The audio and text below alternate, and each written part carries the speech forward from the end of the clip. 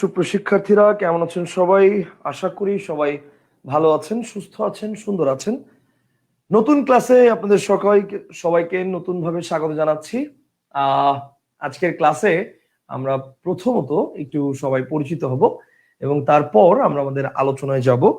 এবং আজকে মূলত আমরা হচ্ছে একটু দিক নির্দেশনামূলক কিছু কথাবার্তা শুনবো, কি করা উচিত, কি করা উচিত না, বা কি পড়বেন কি পড়বেন না, এই বিষয়গুলো নিয়ে একটু আলোচনা করব। তারপর আমরা আস্তে আস্তে আমাদের আলোচনায় চলে যাব এবং প্রতিনিয়ত আমরা কোন স্ট্রাকচারের মধ্য দিয়ে যাব এই বিষয়গুলো নিয়ে আমরা হচ্ছে প্রপার একটা গাইডলাইন পেয়ে যাবো ইনশাআল্লাহ। ঠিক আছে, ওকে।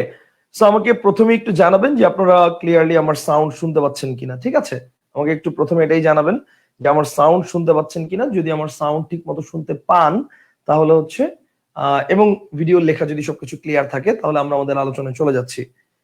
জি স্যার, ঠিক আছে স্যার, ঠিক আছে। ময়মনসিংহ থেকে বলছি, ওকে, ভেরি গুড। আচ্ছা, অনেকে অনেক জায়গা থেকে কমেন্ট করছেন। আচ্ছা, ওকে, ভেরি গুড। আচ্ছা, ঠিক আছে। তাহলে আমরা এখানে অলরেডি ইতোমধ্যে ক্লাসে জয়েন করেছি, ইতোমধ্যে ক্লাসে। আর যারা যারা এখন পর্যন্ত ক্লাসে জয়েন করে নাই, দ্রুত তাদেরকে হচ্ছে কি করেন, দ্রুত তাদেরকে হচ্ছে মেনশন করে দেন ফ্রেন্ডদেরকে যারা এই গ্রুপে আছে। আবার বাইরের ফ্রেন্ডদেরকে মেনশন দিয়েন না। ওকে, বাইরের ফ্রেন্ডদেরকে মেনশন দিলে তখন কিন্তু তারা এখানে জয়েন হতে পারবে না। ঠিক আছে, আচ্ছা। সো দ্রুত একটু জয়েন করে ফেলেন। আশা করি ইনশাল্লাহ আজকের ক্লাসে আমরা চমৎকার ভাবে এই বিষয়গুলো নিয়ে আলোচনা করতে পারবো। ওকে, ঠিক আছে। আসসালামু আলাইকুম। ওয়ালাইকুম আসসালাম। ওয়ালাইকুম আসসালাম। স্যার, সাউন্ড ঠিক আছে, সবকিছু ঠিক আছে, আলহামদুলিল্লাহ, ক্লিয়ার। আচ্ছা, ফটিকছড়ি থেকে বলছেন। আচ্ছা, ওকে। একজন বলছে স্যার লিংক পাই নাই। কিসের লিংক? আপনি তো ক্লাসই জয়েন করছেন, আবার কিসের লিংক খুঁজতেছেন? মানে লিংকটা কিসের? আপনি তো ক্লাসে জয়েন করছেন। ক্লাসে জয়েন মানে কি? আপনি অলরেডি ক্লাস দেখতেছেন, এখানে কমেন্টও করছেন, তাহলে লিংকটা কিসের? কোনো লিংক দরকার নেই তো, ক্লাসটা তো এই গ্রুপেই হবে। Sir, sound loud and clear আছে।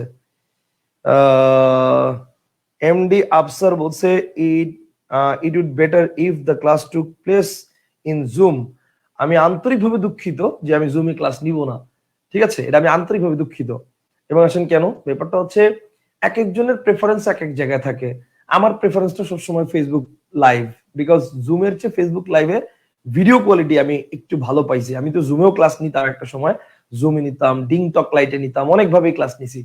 তো আলটিমেটলি জুমের চেয়ে আমি ফেসবুক লাইভে ভিডিওটা একটু বেশি ফ্যাসিলিটিস পাইছি। প্লাস আমার সবচেয়ে বড় সুবিধা যেটা, সেটা হচ্ছে আমার ক্লাসটা ফেসবুকে মানে আবার আপলোড করার কোনো ঝামেলা নাই। মনে করেন যারা এখন লাইভ ক্লাস করতেছেন তারা লাইভে করতেছেন, কোনো কারণে লাইভ করতে পারেন নাই, ক্লাসের পরেই অটোমেটিক্যালি এই ক্লাসের লাইভ রেকর্ডটাই তারা দেখে নিতে পারছেন। জুমে ক্লাস হলে তো সেটা হচ্ছে না। জুমে ক্লাস হলে তখন আমাকে আলাদা করে জুমের ক্লাস আবার ওয়েবসাইট থেকে রেকর্ড ডাউনলোড করে সেই রেকর্ডটা আবার আপলোড দিতে হবে। এবং কোনো কারণে আমার জুমের যদি সাবস্ক্রিপশন ফি ক্যান্সেল হয়ে যায় তখন আগের সব রেকর্ড চলে যাবে। এটা একটা ঝামেলা, বুঝতে পারছেন? ওকে, ফাইন। আসসালামু আলাইকুম রহমতুল্লাহ। স্যার, আবারও আপনার ক্লাস করছি 2 বছর পর। আচ্ছা, ফরিদপুর থেকে ক্লাস করছি, গোপালগঞ্জ থেকে বলছি। ওকে, গোপালগঞ্জ আমার নিজের জেলা। আচ্ছা, আলহামদুলিল্লাহ। মুরাদপুর থেকে আছি স্যার। আচ্ছা, অনেক জায়গা থেকেই আছেন। ওকে, ভেরি গুড স্যার। নওগাঁ থেকে বলছি। আচ্ছা, আলহামদুলিল্লাহ। স্যার, গ্রুপে যে রুটিন দেওয়া হচ্ছে ওইটা কি ফলো করা হবে? রুটিনের ব্যাপারটা নিয়ে আমি কথা বলবো, এখন না, একটু পরে। আচ্ছা স্যার, জুমে ক্লাস করলে প্রশ্ন করতে পারতাম ভাইয়া, বাট ওকে। আরে ভাই, প্রশ্ন করার জন্য আপনাদের একটা মেসেঞ্জার গ্রুপ থাকবে, টেনশন নিয়েন না। মেসেঞ্জার গ্রুপে আপনাদের যত প্রশ্ন আছে আপনারা করবেন, আপনারা নিজেরাই মানে সলভ করবেন। ঠিক আছে, কোনো জায়গায় যদি প্রবলেম হয় সেক্ষেত্রে আমাকে নক করবেন। তবে আল্লাহর রাস্তে মেসেঞ্জার গ্রুপে টুং টুং টুং টুং টুং টুং টুং টুং করে এরকম এসএমএস দিয়েন না। মানে হাই, কি খবর, কেমন আছেন সবাই, সবাই কি করতেছেন, রাত 2টার সময় এসএমএস দিবেন, সবাই কি ঘুমাইছেন, এই এসএমএস দিয়েন না। ঠিক আছে, ওকে, ফাইন। স্যার, বুঝতে পারছি। এবার ভাবছিলাম জুমে করব, এই জন্য লিংকের কথা বলছি। আচ্ছা, আমি গোপালগঞ্জ থেকে, জগন্নাথ ইউনিভার্সিটি থেকে। আচ্ছা, জগন্নাথ ইউনিভার্সিটি আমার জগন্নাথ ইউনিভার্সিটিরও ছোট বোন এবং গোপালগঞ্জেরও ছোট বোন। আচ্ছা, দুই দিক থেকে আপনি আমার আত্মীয়, ছোট বোন। আচ্ছা, ঠিক আছে, ওকে। স্যার, বই নিয়ে কিছু বলবেন? বই নিয়ে আমি বলবো, বাট নট নাও। আচ্ছা, সব পরে বলবো, আস্তে আস্তে।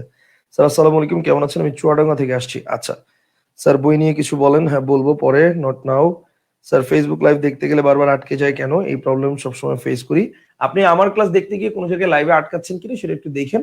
প্রবলেম হলে আমাকে জানান, ঠিক আছে? আশা করি প্রবলেম হবে না, বাট তারপরও যদি হয়, ইফ, আমাকে জানাবেন। আশা করি প্রবলেম হবে না। আচ্ছা, এটা দিলে অবশ্য ইয়া নষ্ট হয়ে গেছে, এটা দেওয়া যাবে না। এই লাইটটা দিলে বোর্ডে অনেক ইয়া পড়ে। আচ্ছা স্যার, প্রতিদিন কি ক্লাস 10টা থেকে শুরু হবে? না, আমরা প্রতিদিন ক্লাস 9টা থেকে শুরু করব ইনশাআল্লাহ। প্রতিদিন ক্লাস 9টা থেকে শুরু করব। টাইমের ব্যাপারটাও কোনো সময় হয়তো মাঝে মাঝে আধা ঘন্টা এদিক ওদিক হতে পারে, সেটা আমি আগে পোস্ট করে জানিয়ে দিব, ঠিক আছে? আচ্ছা স্যার, বাংলা ভোকাবুলারি কিভাবে পড়বো এটার একটা গাইডলাইন দিন। ইয়েস, এটা একটা ভালো কথা বলছেন। ক্লাসের শেষে আমরা এই বিষয়গুলো নিয়ে আজকে একটা গাইডলাইন দিব ইনশাআল্লাহ, ঠিক আছে? পাবনা রাজশাহী বিশ্ববিদ্যালয় থেকে স্যার, পিছনের বোর্ডের কালারটা হোয়াইট হলে ভালো হতো, তাই? পেছনের বোর্ডের কালারটা কি হোয়াইট হলে ভালো হতো? ওকে, হোয়াইট হলে ভালো হতো, কিন্তু আমি যে ব্ল্যাক ব্ল্যাকের উপর বেস করে লিখে ফেলছি অলরেডি, মানে ব্ল্যাকের উপর বেস করে আমার লেখা অলরেডি, স্লাইড অলরেডি রেডি। দেখবেন, আমি আপনাকে দেখাই, ওয়েট, তাহলে বুঝতে পারবেন। স্লাইড অলরেডি রেডি আমার, ব্ল্যাকের উপর বেস করে, মানে ব্ল্যাকের উপর কোন লেখাটা ফুটবে সেটার উপর বেস করে। এই যে দেখেন, এখন আমি হোয়াইটের মধ্যে তো সাদা লেখা এটা ফুটবে না, হলুদ লেখাটা ফুটবে না, বুঝতে পারছেন? এই যে দেখেন, ব্ল্যাকের উপর বেস করে আমার এগুলো লেখা অলরেডি রেডি। এখন আমি যদি হোয়াইটের মধ্যে করতে যাই, এটা ফুটবে না। সেই জন্য আজকের ক্লাসটা আমরা তাহলে এইভাবেই করি। পরবর্তীতে যদি প্রয়োজন হয় আমাদের, আমরা মনে করি যে হোয়াইটে করলে বেটার, আমরা পরে করবো, সমস্যা নাই।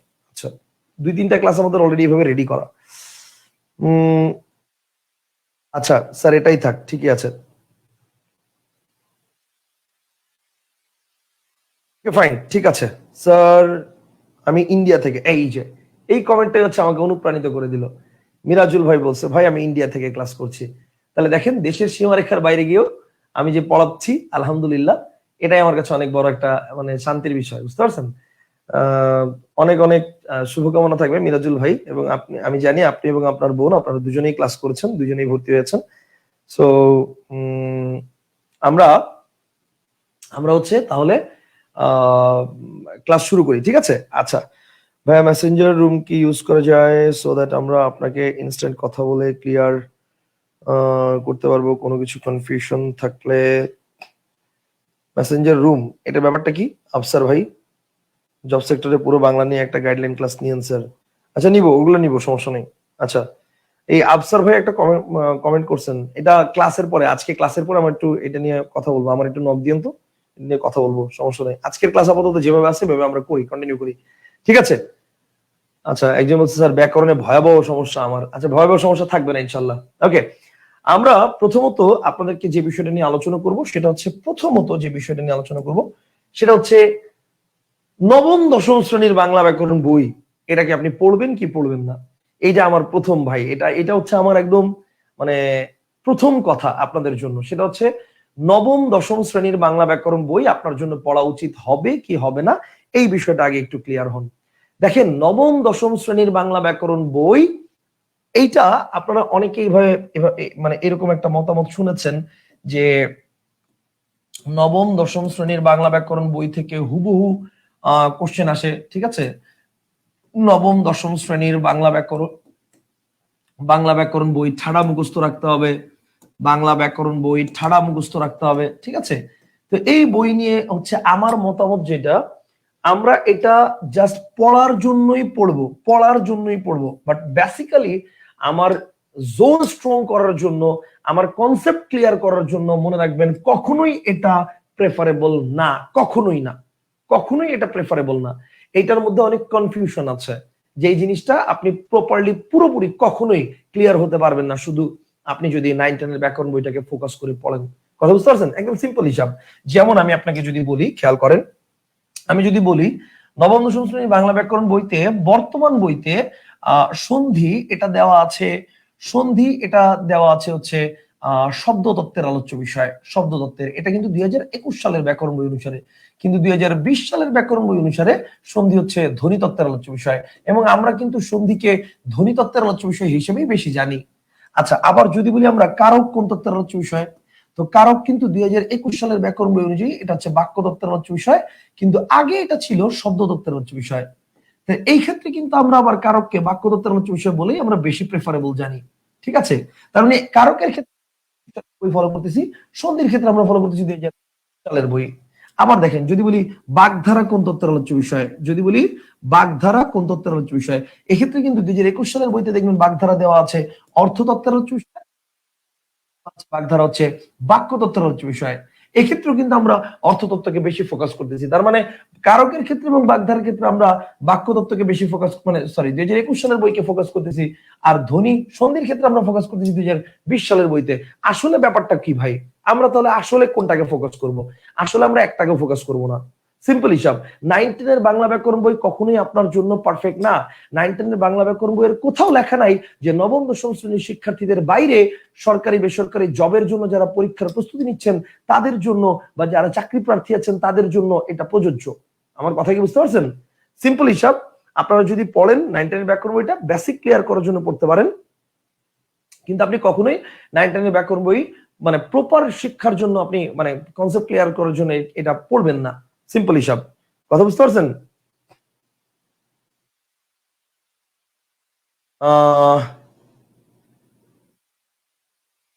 আচ্ছা, তাহলে ব্যাপারটা কি? আশা করি মোটামুটি ব্যাপারটা নিয়ে আপনারা মোটামুটি একটু ক্লিয়ার হয়েছেন যে ব্যাপারটা কিভাবে হবে না হবে।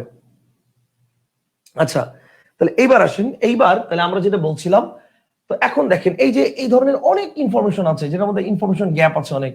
2021 সালের ব্যাকরণ অনুসারে একরকম, 2020 সালের ব্যাকরণ অনুসারে একরকম, আবার ব্যাকরণ বই ব্যাকরণ টু ব্যাকরণ ভ্যারি করে, ব্যাকরণ বই দেখা যায় ব্যাকরণ টু ব্যাকরণ ভ্যারি করে। তো এই কারণে আমরা আসলে 9-10 এর ব্যাকরণ বই, এই যে দেখেন শব্দ ভান্ডার, আমরা যদি বলি যে শব্দকে উৎস অনুসারে কত ভাগে ভাগ করা হয়েছে, শব্দকে উৎস অনুসারে কত ভাগে ভাগ করা হয়েছে, শব্দকে উৎস অনুসারে ভাগ করা হয়েছে বর্তমান বইতে 4 ভাগে, বর্তমান বইতে 4 ভাগে, বা উৎস অনুসারে এটা আমরা যদি আগের বই অনুসারে ফলো করি তাহলে 5 ভাগে। 2020 সাল পর্যন্ত যে ব্যাকরণ বই ছিল সেটা, আর 2021 সাল পর্যন্ত যে বই সেখানে বলা হয়েছে 4 ভাগে। এই ক্ষেত্রে কিন্তু আমরা এখনো এই 5 ভাগটাকে বেশি প্রায়োরিটি দিব।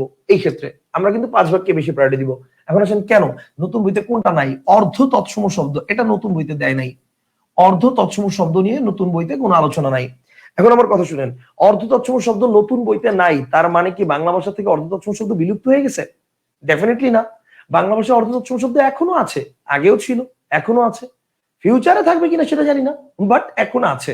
যেমন দেখেন এই যে আমরা বলি গৃহিণী, এটা সংস্কৃত শব্দ। গৃহিণী শব্দটা থেকে যখন এটা আমরা বলে ফেলি গিন্নি, তাহলে এটা কিন্তু অর্ধ তৎসম শব্দ। তাহলে এই শব্দটার কি আমরা প্রচলন করছি না? অহরহ প্রচলন করছি। এই যে দেখেন চন্দ্র, চন্দ্র থেকে হয়ে গেছে চাঁদ, চন্দ্র থেকে হয়ে গেছে চাঁদ, আর চাঁদ থেকে হয়ে গেছে চাঁদ, চাঁদ থেকে হয়ে গেছে কি চাঁদ। তাহলে এই যে দেখেন চন্দ্র তৎসম, এখান থেকে চাঁদ অর্ধ তৎসম, আর চাঁদ হচ্ছে তদ্ভব। তাহলে চাঁদ শব্দটা আমরা কি ব্যবহার করছি না? গান শুনেন নাই, চাঁদের বাতির কসম দিয়া ভালোবাসিলি? তাহলে এই যে চাঁদ ব্যবহার করছি তো ভাই, অহরহ ব্যবহার করছি। সেইটা আমরা এইভাবে বলতে পারি না যে আমরা নবম দশম শ্রেণীর ব্যাকরণ বইয়ে অর্ধতৎসম শব্দ নাই মানে বর্তমানে অর্ধতৎসম শব্দ নাই, এটা আমরা বলতে পারি না। বাংলা একাডেমির অভিধানে এখন অর্ধতৎসম শব্দের অস্তিত্ব আছে, ডেফিনেটলি আমরা এই কারণে অর্ধতৎসম শব্দ শিখবো। আমি কি বুঝতে পারছি? বলেন আমার পয়েন্টটা কি বুঝতে পারছেন? একটু জানান আমাকে, আমার পয়েন্টটা কি বুঝতে পারছেন? সহজ কথা হচ্ছে আমরা নবম দশম শ্রেণীর ব্যাকরণ বইতে কি আছে এটা আমরা জানবো, বাট অ্যাকচুয়াল জিনিসটা আমরা শিখবো হচ্ছে রেফারেন্স বইগুলো যা আছে সেই অনুসারে। কনসেপ্টটা কি ক্লিয়ার?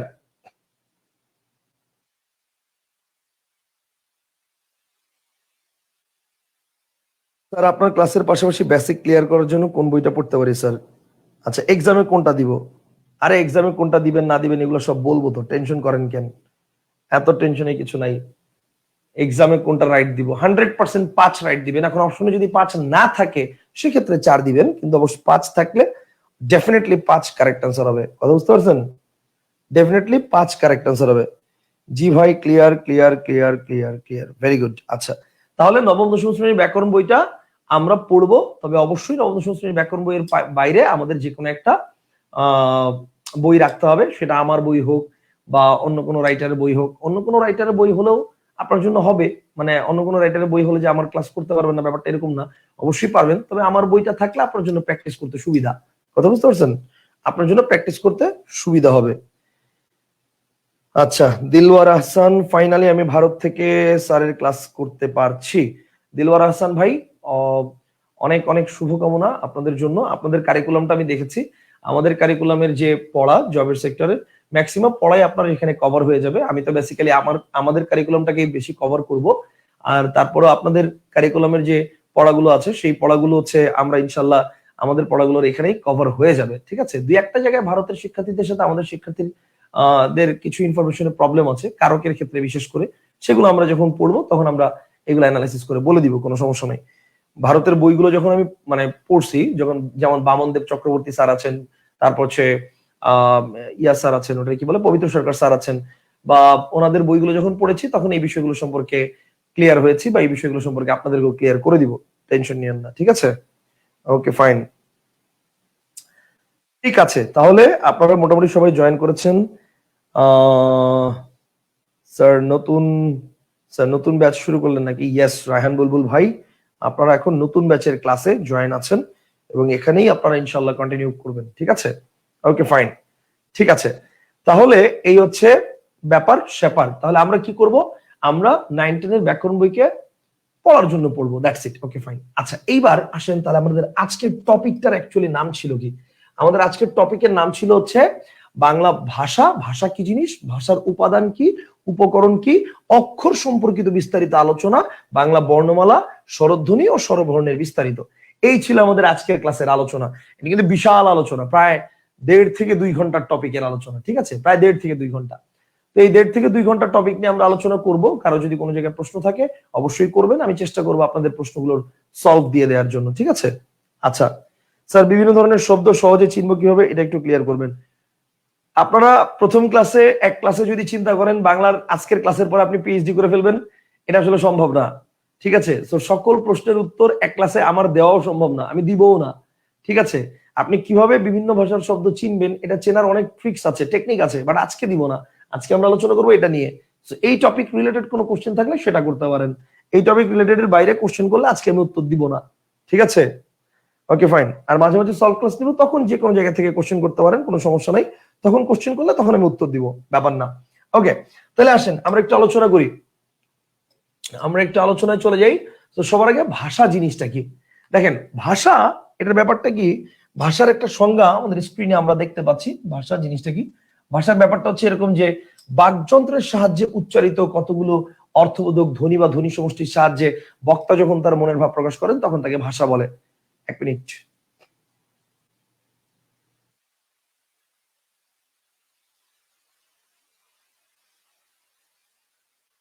Good, okay fine. আচ্ছা, এবার আসেন, তাহলে ব্যাপারটা হচ্ছে বাকযন্ত্রের সাহায্যে উচ্চারিত কতগুলো অর্থবোধক ধ্বনি বা ধ্বনি সমষ্টির সাহায্যে বক্তা যখন তার মনের ভাব প্রকাশ করে তখন তাকে ভাষা বলে। ঠিক আছে, আচ্ছা, তখন তাকে ভাষা বলে। এখন এইটাও, এই যে সংজ্ঞাটা আমরা বলছি, এই সংজ্ঞাটা হচ্ছে ভাষার ম্যাক্সিমাম রাইটারের বইতে সংজ্ঞাটা দেওয়া আছে। এখন এখানে প্রবলেম, যন্ত্র এই কথাটা হচ্ছে প্রবলেম, বাকযন্ত্রের সাহায্যে উচ্চারিত এই কথাটা হচ্ছে প্রবলেম।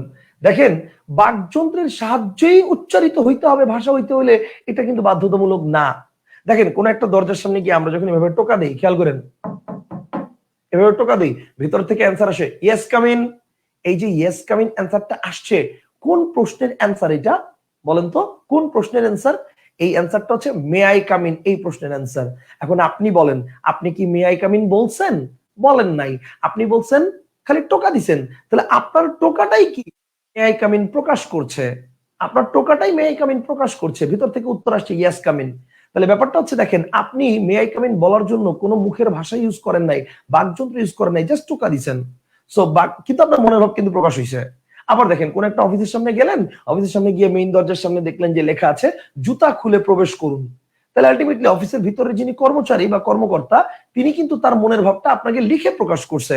সে কিন্তু এসে বলে নাই ভাই জুতা খুলেন, জুতা খুলেন, জুতা খুলেন, জুতা খুলেন, আপনাকে এসে বলে নাই। সে লিখে রাখছে কি জুতা খুলে প্রবেশ করুন।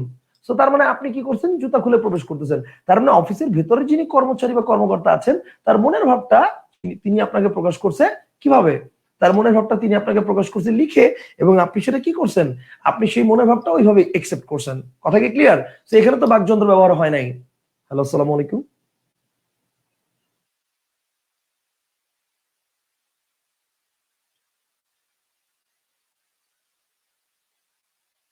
মেসেঞ্জারে নক করে রাখেন, আমি ক্লাসে আছি, ক্লাস শেষে পরে নক দিব আমি। আল্লাহ হাফেজ ভাই, আসসালামু আলাইকুম। দেখেন, তাহলে আমরা যেটা বলছিলাম সেটা হচ্ছে বাকযন্ত্রের সাহায্যে উচ্চারিত হতে হবে, এটা বাধ্যতামূলক না। তাহলে এখানে আমরা কি করব? এখানে ব্যাপারটা হচ্ছে, মূল থিমটা হচ্ছে মনের ভাব প্রকাশ করেন। এই যে মনের ভাব প্রকাশের মাধ্যম, তখন সেটাকে ভাষা বলে।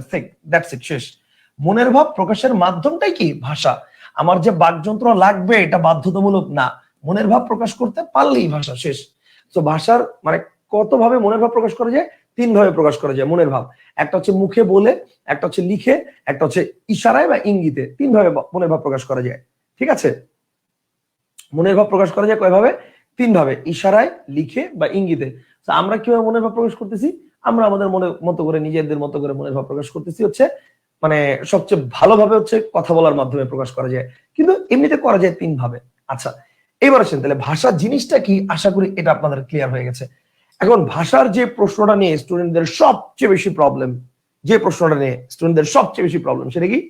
স্যার ভাষার উপাদান কি, ভাষার উপকরণ কি, ভাষার মূল উপাদান কি, ভাষার মৌলিক উপকরণ কি, মৌলিক গুলো, এই কোশ্চেন গুলোর উত্তর জানতে হলে আপনাকে আগে এই ছকটা ভালো করে জানতে হবে।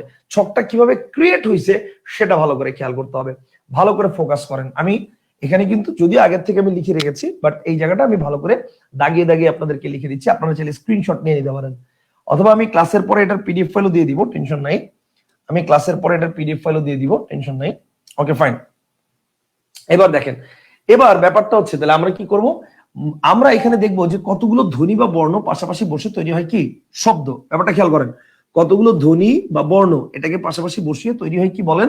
শব্দ। কতগুলো শব্দকে পাশাপাশি বসিয়ে তৈরি হয় বাক্য। কতগুলো বাক্যকে পাশাপাশি বসিয়ে তৈরি হয় ভাষা। কথাটা বুঝছেন? কতগুলো ধ্বনি বা বর্ণ এটাকে পাশাপাশি বসিয়ে তৈরি হয় শব্দ, কতগুলো শব্দকে পাশাপাশি বসিয়ে তৈরি হয় বাক্য, কতগুলো বাক্যকে পাশাপাশি বসিয়ে তৈরি হয় ভাষা। তাহলে ভাষা তৈরির যে স্ট্রাকচার, সেই স্ট্রাকচারটা আমরা দেখলাম। এখন ভালো করে খেয়াল করুন, উপরের তীর চিহ্নগুলো খেয়াল করেন, তীর চিহ্নগুলো খেয়াল করেন। যখন বলবে ভাষার মূল উপাদান বা ক্ষুদ্রতম একক, তখন সেটা ভাষার বলুক, বাক্যের বলুক, শব্দের বলুক, অল টাইম কারেক্ট আনসার কি হবে ভাই? ধ্বনি বা বর্ণ। All time. আমি আবার বলছি, যখন বলবে ভাষার মূল উপাদান বা ভাষার ক্ষুদ্রতম একক, তখন এটা ভাষার বলুক, বাক্যের বলুক, শব্দের বলুক, অল টাইম কারেক্ট আনসার ধ্বনি বা বর্ণ। হ্যাঁ, যদি সেটা যদি সেটা হচ্ছে ভাষার ক্ষেত্রে না বলে, যদি সেটা বলে যে ভাষা মানে সরি মূল উপাদান না বলে যদি সেটা বলে ভাষার মূল উপকরণ কি বা ভাষার একক বা বৃহত্তম একক কি, তখন আমার কারেক্ট আনসার হবে ইমিডিয়েট আগেরটা। অর্থাৎ ভাষার ক্ষেত্রে মূল উপকরণ বা বৃহত্তম একক বললে বাক্য, বাক্যের ক্ষেত্রে শব্দ, শব্দের ক্ষেত্রে ধ্বনি বা বর্ণ। তীর চিহ্নগুলো ভালো করে খেয়াল করছেন? যখন বলবে ক্ষুদ্রতম একক বা মূল উপাদান, তখন এটা ভাষার বলুক, বাক্যের বলুক, শব্দের বলুক, কারেক্ট আনসার ধ্বনি বা বর্ণ, এই যে অল টাইম। কিন্তু যখন সেটা বলবে বৃহত্তম একক বা একক বা মূল উপকরণ, তখন ইমিডিয়েট আগেরটা কারেক্ট আনসার। ভাষার বৃহত্তম একক বাক্য বা ভাষার একক বাক্য বা ভাষার মূল উপকরণ বাক্য, বাক্যের মূল উপকরণ বা একক বা বৃহত্তম একক শব্দ। আর শব্দের ক্ষেত্রে সাধারণত এই বৃহত্তম একক বা একক এটা হয় না। কেন হয় না? কারণ দেখেন, ভাষার ক্ষেত্রে একটা বড় মানে একটা বড় একক আছে, একটা ছোট একক আছে। বাক্যের ক্ষেত্রেও কিন্তু একটা বড় একক আছে, একটা ছোট একক আছে। কিন্তু শব্দের তো একটাই একক, এবং সেটা ক্ষুদ্রতম একক। এন্ড দ্যাট ইজ ওয়াই শব্দের ক্ষেত্রে কখনো আমরা এটাকে বৃহত্তম একক বলতে পারবো না। কনসেপ্টটা কি ক্লিয়ার? শব্দের ক্ষেত্রে কখনো আমরা এটাকে বৃহত্তম একক বলতে পারবো না। আশা করি বুঝাতে পারছি। জিনিসটা কি ক্লিয়ার? বলেন, বুঝছেন কি বুঝেন নাই? তার মানে যদি প্রশ্ন করা হয় মূল উপাদান বা ক্ষুদ্রতম একক, তাহলে এবার আসেন আমরা একটু জিনিসটা লেখার মাধ্যমে ক্লিয়ার করি। আমরা একটু লেখার মাধ্যমে ক্লিয়ার করি। আসেন, যদি বলি বলেন তো ভাষার মূল উপাদান এটা কি হবে বলেন তো? তাহলে যদি বলি ভাষার মূল উপাদান এটা কি হবে বলেন? বলেন, ভাষার মূল উপাদান এটা কি হবে? মূল উপাদান বলছে, তাহলে মূল উপাদান বললে কি হবে? মূল উপাদান বলছে, তার মানে এটা হবে ধ্বনি বা বর্ণ। সো 100% ধ্বনি। ওকে ফাইন, মূল উপাদান বলছে, সো ধ্বনি। আচ্ছা, যদি বলে ভাষার মূল উপকরণ, তাহলে কি হবে? উপকরণ বললে কি হবে? উপকরণ বললে হবে ইমিডিয়েট আগেরটা, তার মানে বাক্য। আচ্ছা, যদি বলে ভাষার মৌলিক উপাদান, আচ্ছা মৌলিক উপাদান বললে কি হবে এটা বলেন তো দেখি? বলেন, মৌলিক উপাদান এটা বললে কি হবে? দেখি দেখি দেখি, মৌলিক উপাদান বললে কি হবে বলেন? মৌলিক উপাদান বললে কি হবে বলেন? এই মৌলিক উপাদান বললে কি হবে বলেন দেখি সবাই? রোদেলা ইসলাম বলছে আর একবার বলেন। আমি আরো কয়েকবার বলবো, দেখবেন আলোচনা করতে করতে। ঠিক আছে, আমাকে একটু বলেন আচ্ছা, অলরেডি একজন বলছে যে রোদেলা আপু বলছে হচ্ছে ধ্বনি, ভাষার মৌলিক উপাদান ধ্বনি বলছে। বাঁধনারা বলছে শব্দ, ওকে। জিনাত বলছে ধ্বনি, আতিকুর রহমান বলছে ধ্বনি। আচ্ছা, ইউএন আশিক বলছে ধ্বনি। আচ্ছা, মাসুমা বলছে ধ্বনি। ফারহানা বলছে ধ্বনি। আল্লাহর নামে সবাই বলছে ধ্বনি, মাশাআল্লাহ। হাবিবুল্লাহ বলছে ধ্বনি। রিয়াজ বলছে শব্দ। আচ্ছা, ফারহানা বলছে ধ্বনি বা বর্ণ। আচ্ছা, সাইদুর বলছে ধ্বনি। প্রাণের আম্মু মানে, ও আচ্ছা, আইডির নাম প্রাণের আম্মু। আচ্ছা, প্রাণের আম্মু বলছে ধ্বনি। আবু সাইম বলছে ধ্বনি। আচ্ছা, ম্যাক্সিমামই ধ্বনি বলছেন। এইবার আসেন আসলে এটার কারেক্ট আনসার কি। এইটার কারেক্ট আনসার হবে শব্দ। ভাষার মৌলিক উপাদান বললে হবে শব্দ। আপনারা যেটা চিন্তা করছেন মূল উপাদান আর মৌলিক উপাদান তো সেমই, আপনারা ভাবছেন এইটা। আপনারা ভাবছেন মূল উপাদান বলুক আর মৌলিক উপাদান বলুক জিনিস তো একই, আপনারা ভাবছেন এইটা। না, জিনিস এক না। ভালো করে বুঝলে এই জিনিসটা আপনি বুঝতেন। দেখেন, ব্যাপারটা হচ্ছে মৌলিক এই শব্দের গঠনটা বুঝলেই আপনি বুঝে যাবেন এটার উত্তর কেন শব্দ হয়েছে, কেন ধ্বনি হয় নাই। ব্যাপারটা খেয়াল করেন, আমি শব্দটাকে ভেঙে দিচ্ছি। যদি বলি মৌলিক, ভাঙলে আমরা পাবো মূল যোগ ইক। বলেন মূল যোগ কি? মূল যোগ ইক। ঠিক আছে, এখন দেখেন ইক প্রত্যয় যুক্ত হলে কি হয়? আদিস্বর বৃদ্ধি পায়। সো আদিস্বর বৃদ্ধি পায়, দীর্ঘকারটা ঔকার হয়ে গেছে। বুঝতে পারছেন? যেমন দেখেন ভূগোল যোগ ইক, ওয়ার্ডটা কি ভূগোলিক না ভৌগোলিক? ওয়ার্ডটা ভৌগোলিক না? ওই রকম ভাবে মূল যোগ ইক, ওয়ার্ডটা কি মৌলিক না মৌলিক? ওয়ার্ডটা মৌলিক। এখন এই ইক প্রত্যয় যুক্ত হয় কি অর্থ প্রকাশ করার জন্য সেটা জানেন? ইক প্রত্যয়টা যুক্ত হচ্ছে সম্পর্কিত অর্থ প্রকাশ করতে। কি অর্থ? সম্পর্কিত, এই অর্থ প্রকাশ করতে, সম্পর্কিত।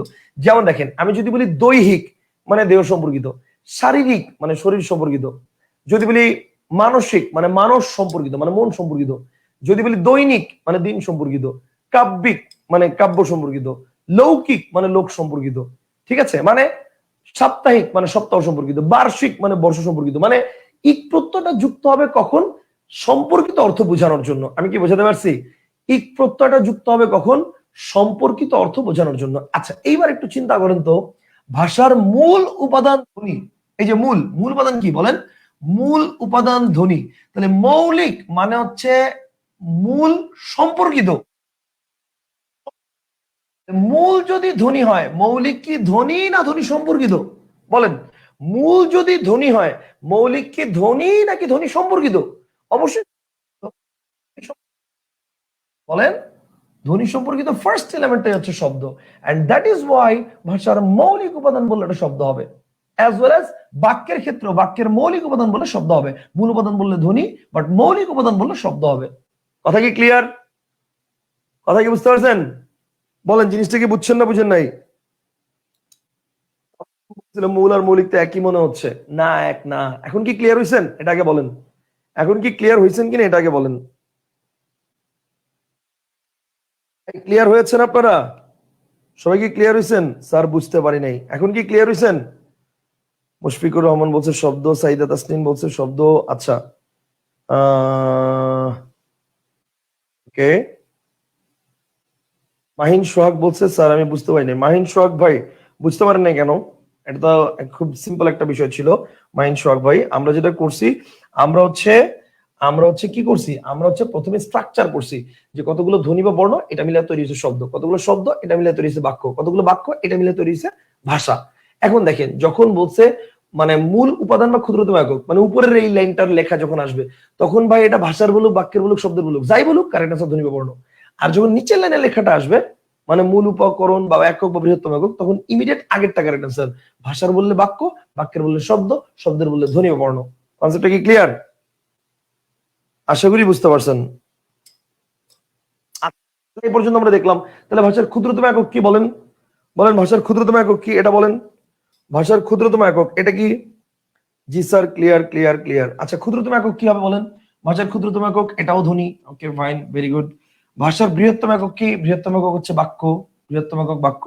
ভাষার একক কি? এটাও বাক্য, এটাও বাক্য। ওকে ফাইন, ক্লিয়ার এই পর্যন্ত?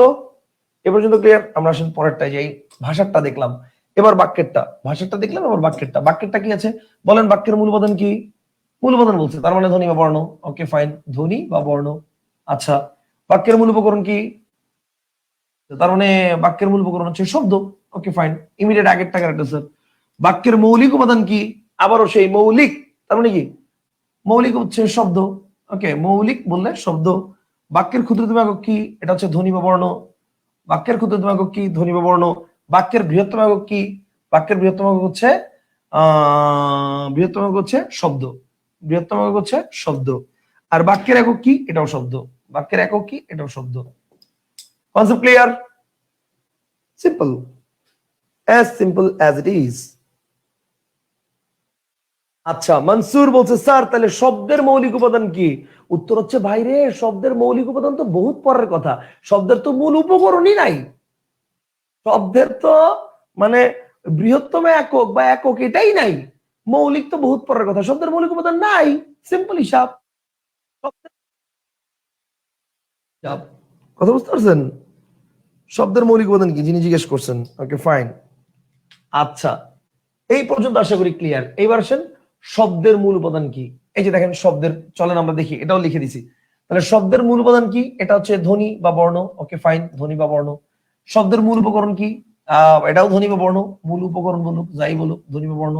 শব্দের মৌলিক উপাদান নাই নাই নাই নাই নাই। শব্দের ক্ষুদ্রতম একক ধ্বনি বা বর্ণ। ধ্বনি বা বর্ণ। শব্দের একক বা বৃহত্তম একক নাই নাই নাই নাই নাই। এটাও নাই, এটাও নাই। কনসেপ্টটা কি ক্লিয়ার? শব্দের ক্ষেত্রে এই দুইটা নয়াকার নাই।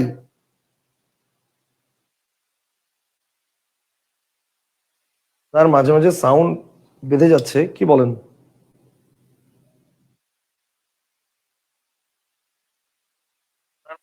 সাউন্ড বেঁধে যাচ্ছে, কি বলেন? সাউন্ড তো বেঁধে যাওয়ার কথা না। ওয়েট স্যার, লিখা তো বোঝা যাচ্ছে না। হ্যাঁ, লিখাও বোঝা যাচ্ছে না। লা হাওলা ওয়ালা কুওয়াতা ইল্লা বিল্লাহিল আলিয়্যিল আযীম। ওয়েট,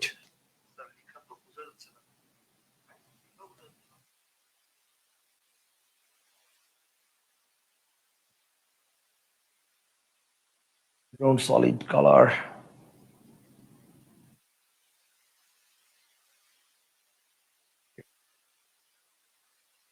If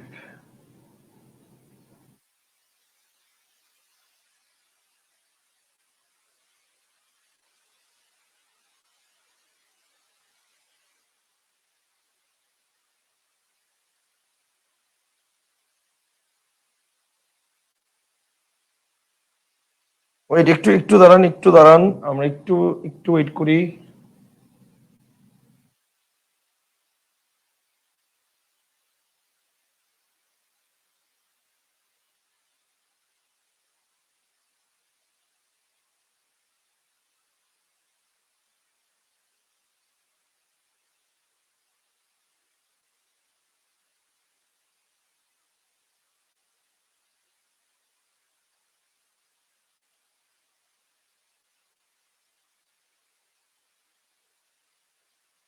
আচ্ছা, তার মানে যদি আমি ব্ল্যাক দেই এটা বেটার হবে। ব্ল্যাক, ব্ল্যাকের মধ্যে এটা, হ্যাঁ, মনে হয় বেটার। এটা মনে হয় বেটার। এটা দেখেন তো। ওকে ফাইন, এটা দেখেন তো। এটা এটা মনে হয় বেটার মনে হচ্ছে আমার কাছে। এটা বেটার মনে হচ্ছে আমার কাছে, দেখেন তো। ঠিক আছে। আচ্ছা ওকে ফাইন, ঠিক আছে। ভাই আলহামদুলিল্লাহ সবকিছু ক্লিয়ার আছে।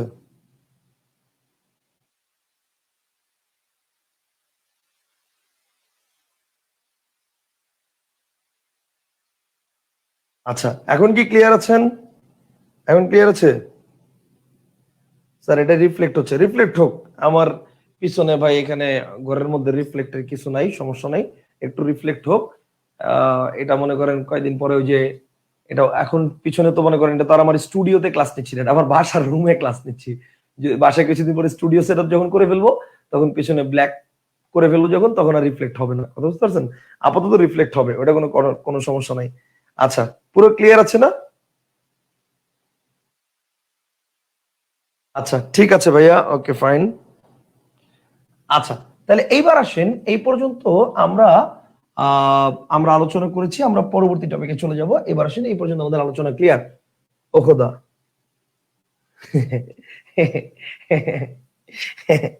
আন্তরিকভাবে দুঃখিত। আসলে ব্যাপারটা হচ্ছে আমার তো ক্লাস আগে থেকে সেট আপ করা এটার মধ্যে, দ্যাট ইজ ওয়াই আমাদের এটার মধ্যেই মানে ইয়াটা করা, বুঝতে পারছেন? এই কারণে এই যে দেখেন এটার মধ্যে অলরেডি করা set up, that is Y এটা অটোমেটিক এটা দিয়ে আসতেছে, বুঝতে পারছেন জিনিসটা? অটোমেটিক এটা দিয়ে আসতেছে। এই যে দেখেন এটা চেঞ্জ হয়েছে, বাকিগুলো আচ্ছা দাঁড়ান দেখি, এটা যদি চেঞ্জ হয় তাহলে এটার মতো বাকিগুলো কেন হবে না? ও এটা ইন্ডিভিজুয়ালি চেঞ্জ করতে হবে মনে হয়।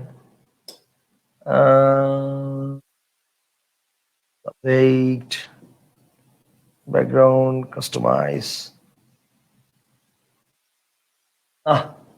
আপাতত ভাই এটাই থাক, যেটা ছিল আমাদের এটাই থাক। এটা দিয়ে আপাতত ক্লাস করি আমরা আজকে, নেক্সট ক্লাস থেকে আমরা ইনশাল্লাহ দেখবো, সমস্যা নাই। আজকে আপাতত এটা দিয়ে ক্লাস করি আমরা। হ্যাঁ আজকে আপাতত এটাই ক্লাস করি আমরা।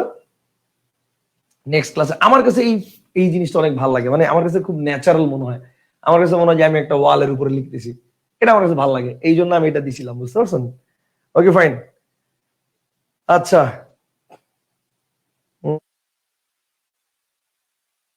আচ্ছা এবার আসেন।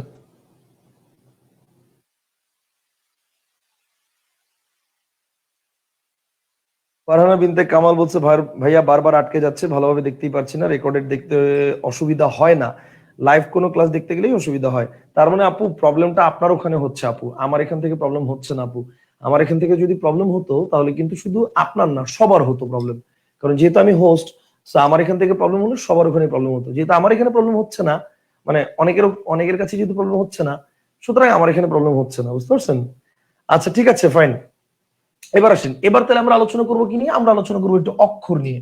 ঠিক আছে, আমরা আলোচনা করবো একটু অক্ষর নিয়ে। এখন আসলে অক্ষর জিনিসটা কি, অক্ষর জিনিসটা কি আমরা একটু আগে বুঝি, অক্ষর জিনিসটা কি, তারপর আমরা ডিটেলস আলোচনায় যাই। ব্যাপারটা হচ্ছে এইটা, আসেন এবার আসেন, ব্যাপারটা হচ্ছে এরকম যে অক্ষর জিনিসটা হচ্ছে এরকম যে নিঃশ্বাসের ক্ষুদ্রতম প্রয়াসে একটি শব্দের যতটুকু অংশ কোনো বাধা বা বিপত্তি ছাড়া একবার উচ্চারণ করা যায় তাকে অক্ষর বলে। আবার বলছি, এক নিঃশ্বাসে একটি শব্দের যতটুকু অংশ কোনো বাধা বা বিপত্তি ছাড়া একবার উচ্চারণ করা যায় তাকে অক্ষর বলে। কিন্তু আমরা তো এভাবে অক্ষর শিখবো না, ভালো করে বুঝেন, আমরা এভাবে অক্ষর শিখবো না। তাহলে আমরা কিভাবে অক্ষর শিখবো? আসেন, আমরা অক্ষর শিখবো একটা ট্রিক্স এর মাধ্যমে। ট্রিক্সটা কি? ট্রিক্সটা হচ্ছে এসএমএস। বলেন, what is the name of this trick? The name of this trick is SMS. এখন আসেন এসএমএস ট্রিক্সটা কি? এসএমএস ট্রিক্সটা হচ্ছে আমরা যখন কোনো শব্দ লিখবো, এই শব্দটা আমরা আমরা যখন এসএমএস এ লিখি, আমাদের এসএমএস এর ভাষাটাকে একটু চিন্তা করেন তো। আমরা কি এসএমএস এ লিখি যখন, তখন কি বাংলায় লিখি না ইংরেজিতে লিখি নাকি বাংলিশে লিখি? মানে বাংলা ইংলিশ না বাংলিশ? আমরা লিখি সাধারণত যখন বলি তখন হচ্ছে বাংলিশ, কথাটা বুঝেন? আমরা হচ্ছে আমরা লিখি তখন হচ্ছে বাংলিশে লিখি। আমরা লিখি কিভাবে? আমরা লিখি বাংলিশে। তো বাংলিশে যেহেতু লিখি, কথাটা বুঝেন, বাংলিশে যেহেতু লিখি, তাহলে আলটিমেটলি আমরা যখন অক্ষর বের করব তখন বাংলিশে লিখবো। বাংলিশে লিখলে আপনি কিভাবে অক্ষর বের করতে পারবেন সেটা দেখাচ্ছি, আসেন। এই যে মনে করেন বিশ্ববিদ্যালয়, এই শব্দটা আমি লিখেছি। এখন যদি প্রশ্ন করে এই শব্দের মধ্যে কয় অক্ষর, এখন আমরা যদি বইয়ের বইয়ের যে সিস্টেম, সেই সিস্টেম অনুযায়ী অক্ষর বের করতে চাইতাম, তাহলে ব্যাপারটা হচ্ছে এরকম হইতো যে এক নিঃশ্বাসে একটি শব্দের যতটুকু অংশ কোনো বাধা বা বিপত্তি ছাড়া একবার উচ্চারণ করা যায় তাকে অক্ষর বলে। কিন্তু এটা যদি আমরা করতে যেতাম তাহলে কি হইতো দেখেন, এক একজনের উচ্চারণ এক এক রকম হইতো। যেমন দেখেন বিশ্ববিদ্যালয় কেউ উচ্চারণ করতো বিশ সো বিদ দা লয়, কয়টা হলো? পাঁচটা। কেউ উচ্চারণ করতো বিশ্ব বিদ্যা লয়, কয়টা হলো? তিনটা। কেউ উচ্চারণ করতো বিশ্ব বিদ্যালয়, কয়টা হলো? দুইটা। কেউ উচ্চারণ করতো আবার একবারে বিশ্ববিদ্যালয়, কয়টা হলো? একটা। তাহলে এবার আসলে চিন্তা করেন, বিশ্ববিদ্যালয় শব্দ এক একজন যে যেভাবে উচ্চারণ করতেছে তার লজিক অনুযায়ী কিন্তু ঠিক আছে এটা, কিন্তু আসলে কি বিশ্ববিদ্যালয় বানানে ভাই কেউ চারটা, কেউ একটা, কেউ তিনটা, কেউ দুইটা, কেউ একটা, যে যেভাবে বলবে সবারটা কি রাইট? ডেফিনেটলি না। এখানে একটা প্রবলেম আছে। প্রবলেমটা কি? বিশ্ববিদ্যালয় বানানে নির্দিষ্ট কিছু অক্ষর আছে, এটা আমরা বের করতে পারি নাই, এটা হচ্ছে কথা। তা আমরা কিভাবে বের করবো অক্ষর? আমরা অক্ষর বের করার জন্য কি করব? বাংলিশে লিখে ফেলবো। তাহলে বিশ্ববিদ্যালয় বানানটা আমি একটু বাংলিশে লিখে ফেলতেছি, আসেন।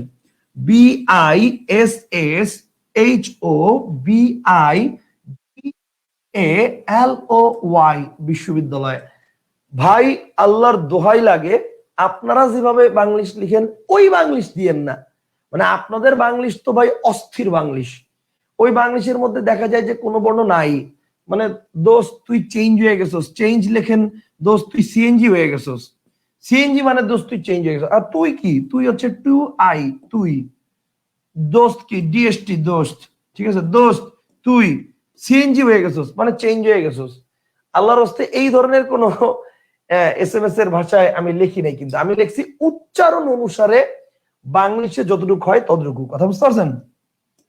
উচ্চারণ অনুসারে বাংলাদেশে যতটুকু হয় ততটুকু। সো ওইভাবে চিন্তা করবেন বিশ্ববিদ্যালয় বানানটা। এবার এইভাবে লিখার পরে তারপরে কি হবে, এভাবে লিখার পরে তারপর যেটা হবে দেখেন, 1 2 3 4 5, ভাওয়েল কয়টা? 5টা, অক্ষর কয়টা? 5টা, শেষ, কাহিনী খালাস। মানে কি ভাই? মানে ব্যাপারটা হচ্ছে যে কোনো শব্দ বাংলিশে লেখার পরে যেটা ভাওয়েল সেটা অক্ষর, শেষ। যে কোনো শব্দ বাংলিশে লেখার পরে যেটা ভাওয়েল সেটা অক্ষর। এখন ভাই ব্যাপারটা হচ্ছে, এটা কি সব শব্দ মিলবে? এক্স্যাক্টলি, এমন কোনো শব্দ নাই যে শব্দটা মিলবে না, যে কোনো শব্দ মিলবে। এখন আপনি বলতে পারেন স্যার যদি আমার বানান ভুল হয়, বিশ্ববিদ্যালয় বানানো যদি আমি ভুল করে লেখা 4টা ভাওয়েল দিই, আপনি বিশ্ববিদ্যালয় বানান যেভাবে মন চায় সেভাবে লেখেন, ভাওয়েল আপনার 5টা আসবেই, মাস্ট। আপনি 4টা ভাওয়েল দিয়ে লিখতে পারবেন না, 6টা ভাওয়েল দিয়ে লিখতে পারবেন না, আপনাকে বিশ্ববিদ্যালয়ে 5টা ভাওয়েলই লিখতে হবে। আপনার বানান ভুল হইলেও অক্ষর কাউন্টেবল ঠিক হবে। কথা বুঝতে পারছেন? এই জন্য এই ট্রিক্সটা আমি এত পছন্দ করি। দেখেন বিশ্ববিদ্যালয় বানান যদি আপনি ভুলও করেন, আপনি বি আই এর জায়গায় বি ই দিতে পারেন, ঘুরে ফিরে একই vowel. S S H O, ঠিক না? এইচ ও এর জায়গায় আপনি এইচ এ দিতে পারেন। অনেকে আছে না ওই যে, অথবা মনে করেন অনেকে আছে না ওই যে ডাব্লিউ এ উচ্চারণ করে, যেমন অনেকে বলে না বিশ্ববিদ্যালয়, তো ডাব্লিউ এ দিতে পারেন। তাও ওই ঘুরে ফিরে আপনার ভাওয়েল কয়টা? 5টা। কথা বুঝতে পারছেন? ডাব্লিউ এ, তারপর হচ্ছে বি আই এর জায়গায় বি ই দিলেন, তারপর হচ্ছে D D A L O Y. Ultimately দেখেন 1 2 3 4 5, ভাওয়েল কয়টা? 5টা, অক্ষর কয়টা? 5টা। আপনি বানান যেভাবেই করেন, বানান ভুল হোক আর রাইট হোক, কারেক্ট আনসার 5টা হবেই। কনসেপ্টটা কি ক্লিয়ার বিশ্ববিদ্যালয় বানানে? বুঝতে পারছি? এই জন্য এই ট্রিক্সটা আমার এত পছন্দ, এই ট্রিক্সটা আমার এত ভালো লাগে। ঠিক আছে, কারণ আপনি বুঝেন আর না বুঝেন, অ্যান্সার আপনার 5টা হবেই, মানে অ্যান্সার আপনার মিলবেই। Concept clear? আচ্ছা ভাই, সাইফুল শব্দে অক্ষর কয়টা? আরে ভাই সাইফুল খালি সাইফুল, মুরজিনা, জরিনা সব শব্দ দেখাবো, টেনশন করেন কেন, একটু ওয়েট করেন। আচ্ছা একজন বলছে ভাই একটা প্রশ্ন, প্রশ্নটা বলবেন, দাঁড়ান একটু পরে আমি প্রশ্ন নিব। তার আগে আমি একটু শুনে নিই, বিশ্ববিদ্যালয় শব্দে কয়টা অক্ষর আমরা যদি বুঝে থাকি, এরকম আমরা কিছু প্র্যাকটিস করে আসি। আগে আমরা কিছু প্র্যাকটিস করে আসি। আচ্ছা প্র্যাকটিস এখানে দেখাইছি, পরে আমি কিছু প্র্যাকটিস দেখাই। যেমন আমি যদি বলি গোলাপ, একটু চিন্তা করেন গোলাপ, তাহলে চিন্তা করেন গোলাপে কি? জি ও এল এ পি, গোলাপ, তাহলে ভাওয়েল কয়টা? 2টা, অক্ষর কয়টা? 2টা। আমি যদি বলি পানি, তাহলে খেয়াল করেন পি এ এন আই, পানি, তাহলে ভাওয়েল কয়টা? 2টা, অক্ষর কয়টা? 2টা, শেষ। আমি যদি বলি কলম, কে ও এল ও এম, কলম, তাহলে ভাওয়েল কয়টা? 2টা, অক্ষর কয়টা? 2টা। মানে যে কোনো শব্দ বাংলিশে লেখার পরে যে কটা ভাওয়েল সে কটা অক্ষর, শেষ। কনসেপ্টটা কি ক্লিয়ার? যে কোনো শব্দ বাংলিশে লেখার পরে যে কটা ভাওয়েল সে কটা অক্ষর। Concept clear? তাহলে যে দেখেন গোলাপ, পানি, কলম, বিশ্ববিদ্যালয়, ঠিক আছে? আপনি যা বলবেন, আসলে এই যে সাইফুল বলছেন না, তাহলে Saiful, S A I F U L, Saiful, তাহলে 1 2 3, ভাওয়েল কয়টা? 3টা, তাহলে অক্ষর কয়টা? 2টা। এখন প্রশ্ন হচ্ছে ভাই ভাওয়েল 3টা অক্ষর 2টা মানে বুঝলাম না।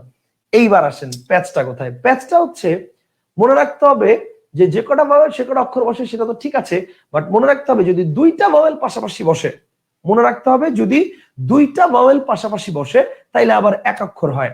2টা ভাওয়েল পাশাপাশি বসলে কয় অক্ষর হবে?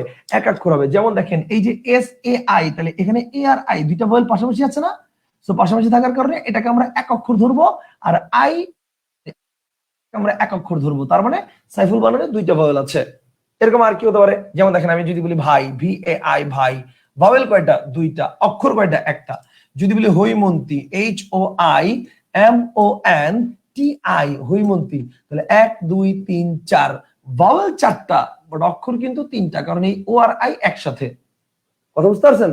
সো তার মানে যে কোনো শব্দ বাংলিশে লেখার পরে যে কটা ভাওয়েল সে কটা অক্ষর। এই পর্যন্ত তোমরা ক্লিয়ার হলামই। আর তাছাড়া আমরা যদি দেখি যে দুটি ভাওয়েল পাশাপাশি আছে, তাহলে সেটাকে আমরা এক অক্ষর বলে ধরবো। কনসেপ্টটা কি ক্লিয়ার? আর ইংরেজিতে সিলেবাল কিভাবে নির্ণয় করা যাবে, কোনো শর্টকাট টেকনিক আছে এমন? ইংরেজিতে সিলেবাল কিভাবে নির্ণয় করবেন সেটা বাংলা ইনস্ট্রাক্টরের কাছে জানতে যাচ্ছেন? সেটা আপনি জানতে চাইবেন ইংলিশ ইনস্ট্রাক্টরের কাছে। ওকে, ইংলিশের ইনস্ট্রাক্টরের কাছে সেটা জানতে চাইবেন। ওকে ফাইন, হয়তো আছে, I am not sure actually. হয়তো আছে, কিন্তু আমি এই মুহূর্তে আপনাকে বলতে পারছি না, আন্তরিকভাবে দুঃখিত। আচ্ছা, তাহলে ব্যাপারটা হচ্ছে একটা শব্দে, ও এখানে আবার একটা কথা আছে ভাই, মনে রাখবেন একটা শব্দে যে কটা ভাওয়েল, মনে রাখবেন একটা শব্দে যে কটা ভাওয়েল সে কটা তো অক্ষর হবে, এটা তো শিওর। কিন্তু একই ভাওয়েল যদি 3-4 বার 5 বার থাকে তাহলে কি হবে? একই ভাওয়েল, মনে করেন এই যে দেখেন আমি বললাম যে কলম, এখন কলম শব্দে ভাওয়েল কিন্তু মানে ও কিন্তু 2 বার আছে। এখন আপনি যদি চিন্তা করেন স্যার ও 2 বার আছে, 2 বারের জন্য আমি একবার ধরবো না, 2 বার কেন, যদি 20 বারও থাকে 20 বারই ধরতে হবে। ঠিক আছে, যেমন আমি যদি বলি দেখেন অপিনিহিতি, ও পি আই, দেখেন O P I N I H I T I, তাহলে খেয়াল করেন একটা ভাওয়েল, এরপরে 2, 3, 4, 5, মোট ভাওয়েল 5টা, অক্ষর 5টা, শেষ। এখন আপনি যদি চিন্তা করেন ও একটা আর আই 4 বারের জন্য একবার ধরবো, মোট 2টা, নো, তাহলে ভুল হবে। আমার কথা কি বুঝতে পারছেন?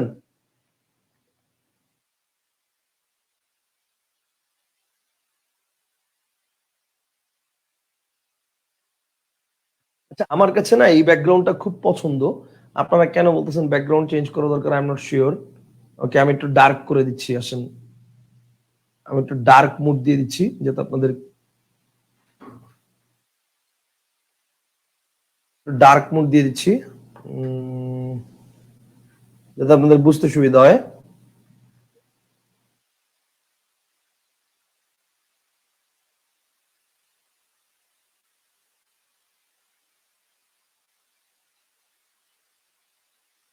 আচ্ছা, এবার দেখেন তো মোটামুটি আগের চেয়ে একটু ক্লিয়ার হয়েছেন কিনা, মানে আগের চেয়ে আরেকটু ভালোভাবে বোঝা যাচ্ছে কিনা। যদিও আমার মানে আমাকে পুরো কালো দেখা যাবে, আমাকে কালো দেখা যাক, সমস্যা নাই। আপনারা ক্লিয়ারলি বুঝতে পারছেন কিনা, এটা ঠিক আছে কিনা দেখেন।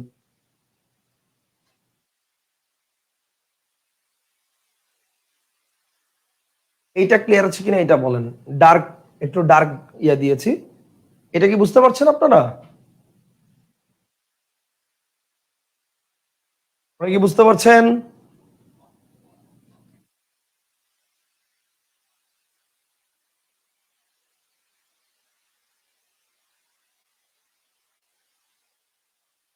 ব্যাকগ্রাউন্ডে ইউনিক, ভালোই লাগতেছে, এক্স্যাক্টলি আমার কাছে তো ব্যাকগ্রাউন্ডে ভালোই লাগে। তার আগের চেয়ে ভালো, ঠিক আছে, গুড।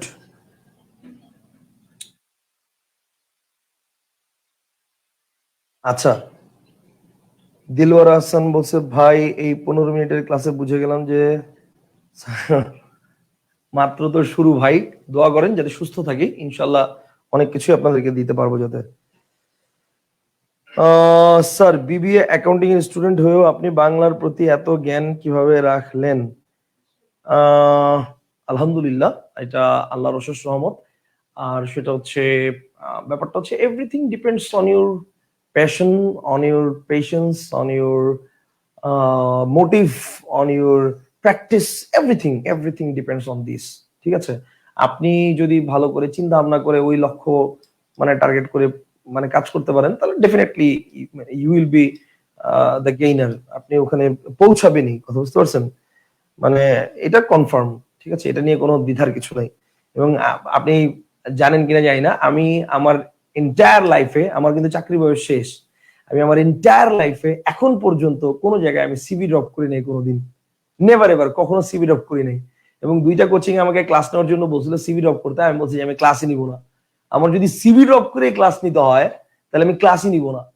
কারণ আমি কি ক্লাস নেই বা না নেই সেটা আমার নাম দিয়ে আপনি মানুষের কাছে জিজ্ঞেস করে আপনি জাজমেন্ট করতে পারেন। মানে আমার ক্লাস নেওয়ার জন্য যদি আমার সিভি ড্রপ করতে হয় আমি ক্লাসই নিব না, কথা বুঝতে পারছেন? আমি আজ পর্যন্ত কোনো জায়গায় সিভি ড্রপ করি নাই। অ্যান্ড ইন ফিউচারও, মানে এখন তো আর সিভি ড্রপ করার জায়গাও নাই, বয়সও নাই, বয়স শেষ, চাকরি বয়স শেষ। সো এখন হচ্ছে মনে করেন এই পেশাটাকে এনজয় করি, নিজের জায়গা থেকে চেষ্টা করি শিক্ষার্থীদের সর্বোচ্চটা দেওয়ার। দোয়া করেন যাতে সুস্থ থাকি, যাতে দেশের জন্য কিছু করতে পারি, এটা হচ্ছে কথা, বুঝতে পারছেন? আচ্ছা, আহ তাহলে কার্য এই শব্দের মধ্যে কয়টা অক্ষর আছে দেখেন, আপনি চিন্তা করেন তাহলে কার্য, কে এ আর জে ও বা জেড ও, আপনি বলেন তাহলে ভাওয়েল কয়টা? 2টা, অক্ষর কয়টা? 2টা, শেষ। কথা বুঝতে পারছেন? স্যার পরীক্ষায় কিভাবে নির্ণয় করা সম্ভব? তা আপনাকে কি আমি এটা পরীক্ষার জন্য নাকি আলাদাভাবে দেখাচ্ছি? পরীক্ষায় এভাবে নির্ণয় করা সম্ভব মানে কি? আপনাকে কি আমি মনে করেন বাসার জন্য একরকম, পরীক্ষার জন্য আরেক রকম ভাবে শিখাবো? পরীক্ষা এইভাবেই করবেন, প্রশ্নের মধ্যে আপনি ইংলিশে লিখে ফেলবেন খালি বিশ্ববিদ্যালয় শেষ, বা যে ওয়ার্ডটা আসবে সেটা লিখে ফেলবেন শেষ। কনসেপ্টটা কি ক্লিয়ার? আচ্ছা ওকে ফাইন, এবার আসেন তাহলে এই পর্যন্ত আমাদের ক্লিয়ার। আচ্ছা এই পর্যন্ত আমাদের ক্লিয়ার। এখন আসেন আমরা একটু তাহলে যেটা করব, আমরা এবার একটু কিছু প্র্যাকটিস করব। দেখেন Rabindranath, Shantinagar, Farmgate, colonel, science lab, আমি এই 5টা উদাহরণ দেখতে চাই। সবার আগে কে সর্বোত্তম সঠিক উত্তর দিতে পারেন, মানে একটা কমেন্টের মধ্যে আপনি লিখবেন না যে রবীন্দ্রনাথ এটার কয়টা অক্ষর আছে, এটা লিখবেন না। আপনি একসাথে লিখবেন যে মনে করেন রবীন্দ্রনাথ লিখছেন, এটার মধ্যে 3টা আছে বা 4টা আছে বা 5টা আছে, শান্তিনগরের মধ্যে 3টা 4টা 5টা আছে, আপনি উত্তর লিখবেন এভাবে 4 4 2 2 1 3, এভাবে লিখবেন যে 4 4 1 1 বা 4 2 2 2, এভাবে লিখবেন। ঠিক আছে, এভাবে করে একটু লিখেন 4 4 2 2 বা 4 4 1 1, ঠিক আছে, এভাবে করে লিখেন। ওকে স্যার, ক্যারিয়ার ম্যাপে আপনার ক্লাস করেছি ভাইয়া। Okay very good. ক্যারিয়ার ম্যাপে আপনার ক্লাস করেছি ভাইয়া, ভেরি গুড। ওকে আলহামদুলিল্লাহ। আচ্ছা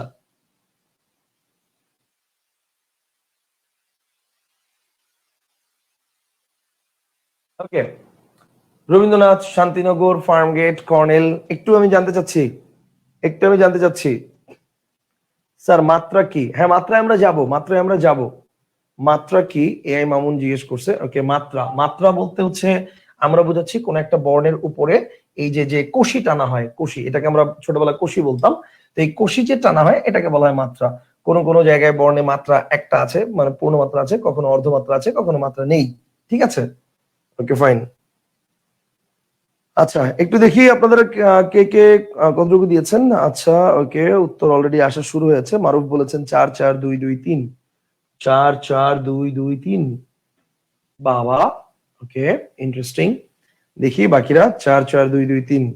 আচ্ছা 4 4 2 2 3, আল্লাহ আপনারা সবাই দেখি একই উত্তর কপি করে পেস্ট করতেছেন নাকি? আচ্ছা 4 4 3 2 2, আচ্ছা গুড। 4 4 3 2 3, 4 4 3 2 4, আচ্ছা 4 3 2 4, 4 4 3 2 3, আচ্ছা ওকে ফাইন। 4 4 2 2 3, আচ্ছা 4 4 3 2 2, ওকে 4 4 2 2 3, আচ্ছা এক একজনের এক একটা আসতেছে, ভেরি গুড। ঠিক আছে, জব 21,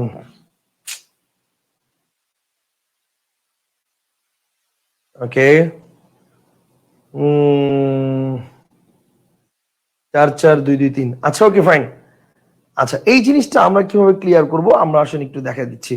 এই জিনিসটা আমরা কিভাবে ক্লিয়ার করব আমি একটু দেখা দিচ্ছি। ব্যাপারটা হচ্ছে এরকম, আচ্ছা এবার আমি লিখতেছি, যদি আমার সাথে কারো বানান মিলে, মানে কারোটা যদি মিলে যায় আলহামদুলিল্লাহ ভালো, যদি না মিলে তাহলে কোনো সমস্যা নেই, কাটবেন না। আপনি যা লিখছেন ওভাবেই চেষ্টা করবো আমরা মিলিয়ে দেওয়ার জন্য। ঠিক আছে, আসেন তাহলে ব্যাপারটা হচ্ছে রবীন্দ্রনাথ, রবীন্দ্রনাথ এটাকে যদি আমরা ভাঙি, রবীন্দ্রনাথ এটাকে যদি আমরা ভাঙি আমরা কি পাচ্ছি?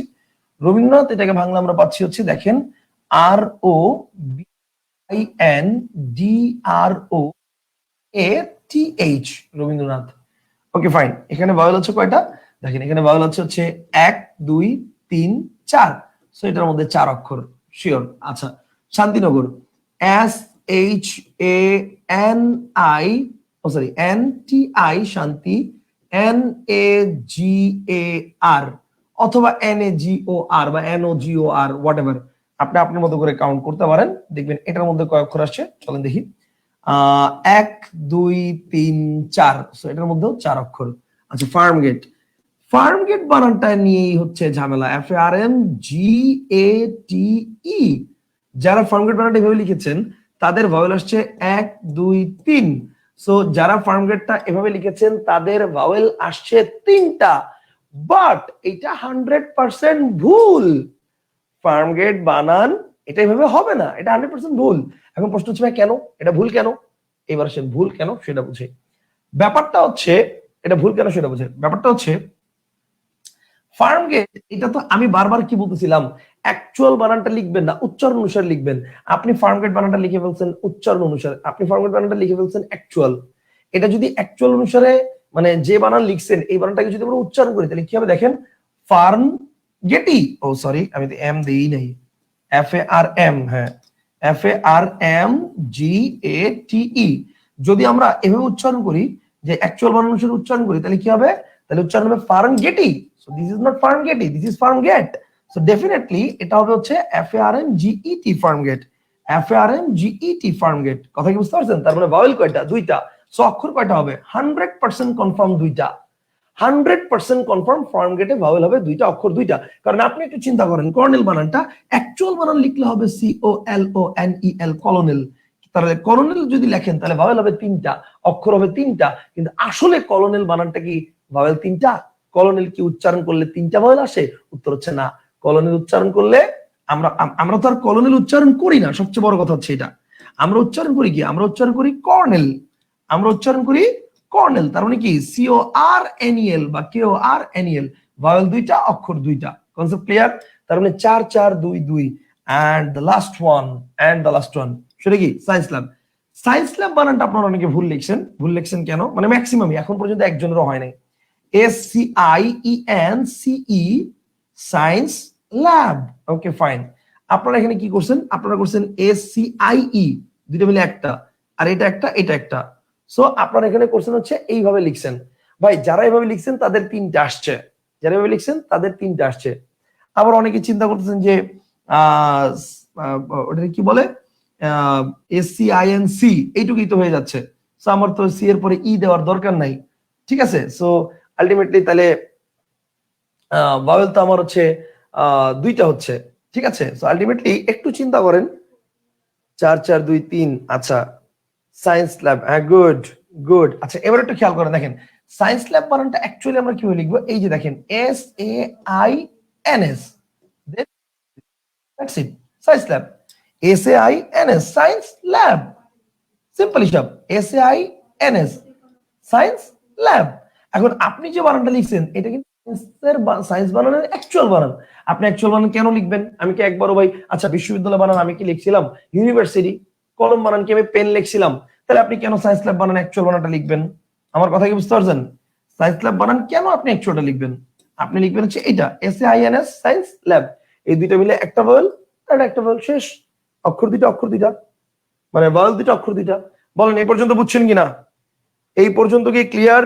আমাকে একটু এটা জানান, এই পর্যন্ত কি পুরোটা ক্লিয়ার হয়েছেন? একটু জানান, এই পর্যন্ত কি পুরোটা ক্লিয়ার হয়েছেন? একটু জানান যে এই পর্যন্ত পুরোটা ক্লিয়ার হয়েছেন কিনা, এই পর্যন্ত পুরোটা ক্লিয়ার হয়েছেন কিনা, এটা একটু জানান। ওয়েট, এক মিনিট।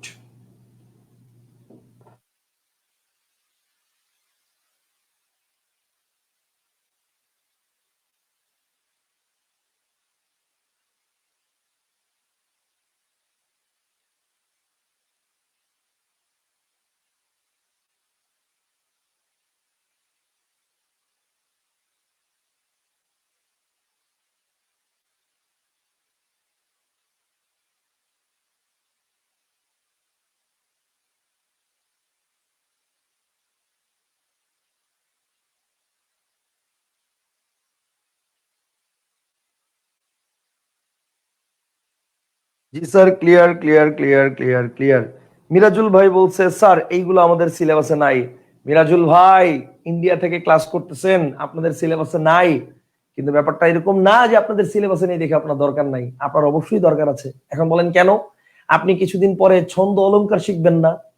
কবিতার মাত্রা নির্ণয় শিখবেন না? কবিতার অলংকার নির্ণয় করতে গেলে একটা কবিতায় কোন মাত্রা, কয়টা কবিতায় কোন মাত্রা, এই কবিতাটা কোন ছন্দে রচিত, এটা কি অক্ষরবৃত্ত না মাত্রাবৃত্ত না স্বরবৃত্ত, এটা জানতে হলে আপনাকে অক্ষর জানতে হবে। অক্ষর নির্ণয় করা ছাড়া আপনি ভাই কবিতার মাত্রা নির্ণয় করতে পারবেন না, পসিবল না। আপনাকে এটা শিখতে হবে। আমি কি বুঝতে পারছি? এই যে আমি একটু পরেই দেখাচ্ছি, আসেন। আশা করি এই পর্যন্ত ক্লিয়ার। তো এটার কারেক্ট অ্যান্সারটা কি হবে? কারেক্ট অ্যান্সারটা হবে হচ্ছে এই যে সায়েন্স ল্যাব, এভাবে হবে। Concept clear? ভেরি গুড, ঠিক ঠিক আছে, very good sir. Clear clear clear clear clear, আলহামদুলিল্লাহ, ঠিক আছে। তাহলে এতক্ষণ আমরা হচ্ছে আলোচনা করলাম কি নিয়ে? আমরা আলোচনা করলাম হচ্ছে কিভাবে আমাদের, এটা কি হলো,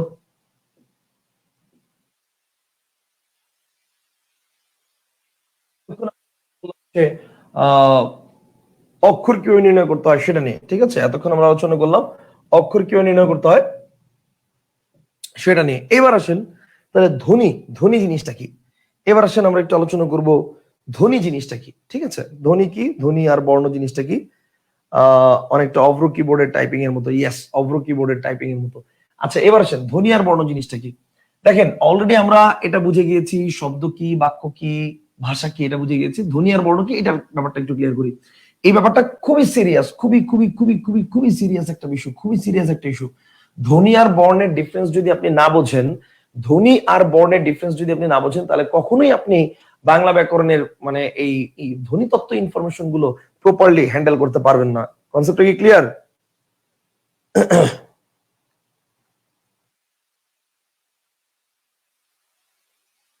আচ্ছা, এইবার আসেন তাহলে ধ্বনি আর বর্ণ জিনিসটাকে আমরা একটু দেখি।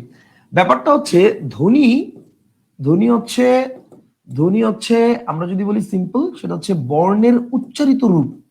ধ্বনি হচ্ছে কি বলেন? ধ্বনি হচ্ছে বর্ণের উচ্চারিত রূপ, বর্ণের উচ্চারিত রূপ, এটাকে বলা হয় ধ্বনি। আর আর যদি বলি বর্ণ কি, তাহলে ভাই যদি প্রশ্ন করি, বর্ণ হচ্ছে ধ্বনির লিখিত রূপ, বর্ণ হচ্ছে ধ্বনির লিখিত রূপ, ধ্বনির লিখিত রূপ। কথা কি বুঝতে পারছেন? বর্ণ হচ্ছে ধ্বনির লিখিত রূপ, ধ্বনি হচ্ছে বর্ণের উচ্চারিত রূপ, আর বর্ণ হচ্ছে ধ্বনির লিখিত রূপ। ধ্বনি হচ্ছে বর্ণের উচ্চারিত রূপ, আর বর্ণ হচ্ছে কি ধ্বনির লিখিত রূপ। কনসেপ্টটা কি ক্লিয়ার? বর্ণ হচ্ছে ধ্বনির লিখিত রূপ, অথবা আমরা এভাবে বলতে পারি যে ধ্বনি নির্দেশক সাংকেতিক চিহ্ন। এটাও বলতে পারি যে ধ্বনি নির্দেশক সাংকেতিক চিহ্ন, ধ্বনি নির্দেশক সাংকেতিক চিহ্ন, ধ্বনি নির্দেশক সাংকেতিক চিহ্ন, সাংকেতিক চিহ্ন, এটাকে বলা হচ্ছে ধ্বনি নির্দেশক সাংকেতিক চিহ্ন। এটাকে বলা হচ্ছে কি, আরে টুং টুং কে করে খালি।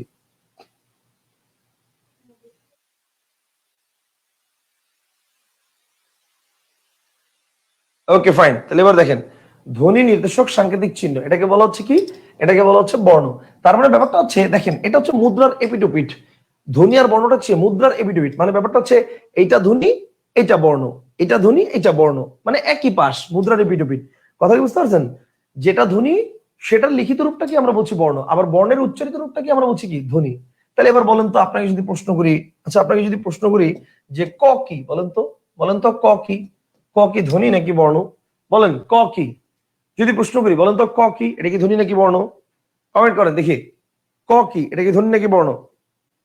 আই ওয়ান্ট টু নো, ক কি বলেন, ক এটা কি ধ্বনি নাকি বর্ণ বলেন? ক এটা কি, ক কি ধ্বনি নাকি বর্ণ? ক এটা কি, এটা কি ধ্বনি নাকি বর্ণ? আচ্ছা, সবাই বলতেছেন স্যার বর্ণ বর্ণ বর্ণ বর্ণ বর্ণ। ওকে, শুনেন, ক কখনোই বর্ণ না, ক হচ্ছে ধ্বনি। ক কখনোই বর্ণ না, ক হচ্ছে কি, ক হচ্ছে ধ্বনি। কনসেপ্টটা কি ক্লিয়ার? ক কখনোই বর্ণ না, ক হচ্ছে ধ্বনি। এটা কি, এটা কি, এটা হচ্ছে বর্ণ, এটা বর্ণ, কিন্তু ক কি ধ্বনি। মানে ব্যাপারটা হচ্ছে আমি যখন মুখে সাউন্ড করে বলতেছি ক কি, তখন ধ্বনি, যখন এটা লিখতেছি যে এটা কি, এটা বর্ণ, কারণ এটা তো লিখা আছে, সেটা বর্ণ। আর যদি ক কি এটা মুখে বলতেছি তখন ধ্বনি। কনসেপ্টটা কি ক্লিয়ার? আচ্ছা, ধরেন এটাই আপনার পরীক্ষার হলে প্রশ্ন আসলো, ক কি, ধরেন এটাই পরীক্ষার হলে প্রশ্ন আসলো, অপশনে ধ্বনিও আছে বর্ণ আছে, অপশনে ধ্বনিও আছে বর্ণ আছে, বলেন ক কি, অপশনে ধ্বনিও আছে বর্ণ আছে, বলেন তো এটা কি হবে? বলেন ক কি, অপশনে ধ্বনিও আছে বর্ণ আছে, এখন কি দিবেন? পরীক্ষার হলে প্রশ্ন আসছে, অপশনে ধ্বনিও আছে বর্ণ আছে, এখন কি দিবেন বলেন? ক কি, এটা কি লিখবেন বলেন?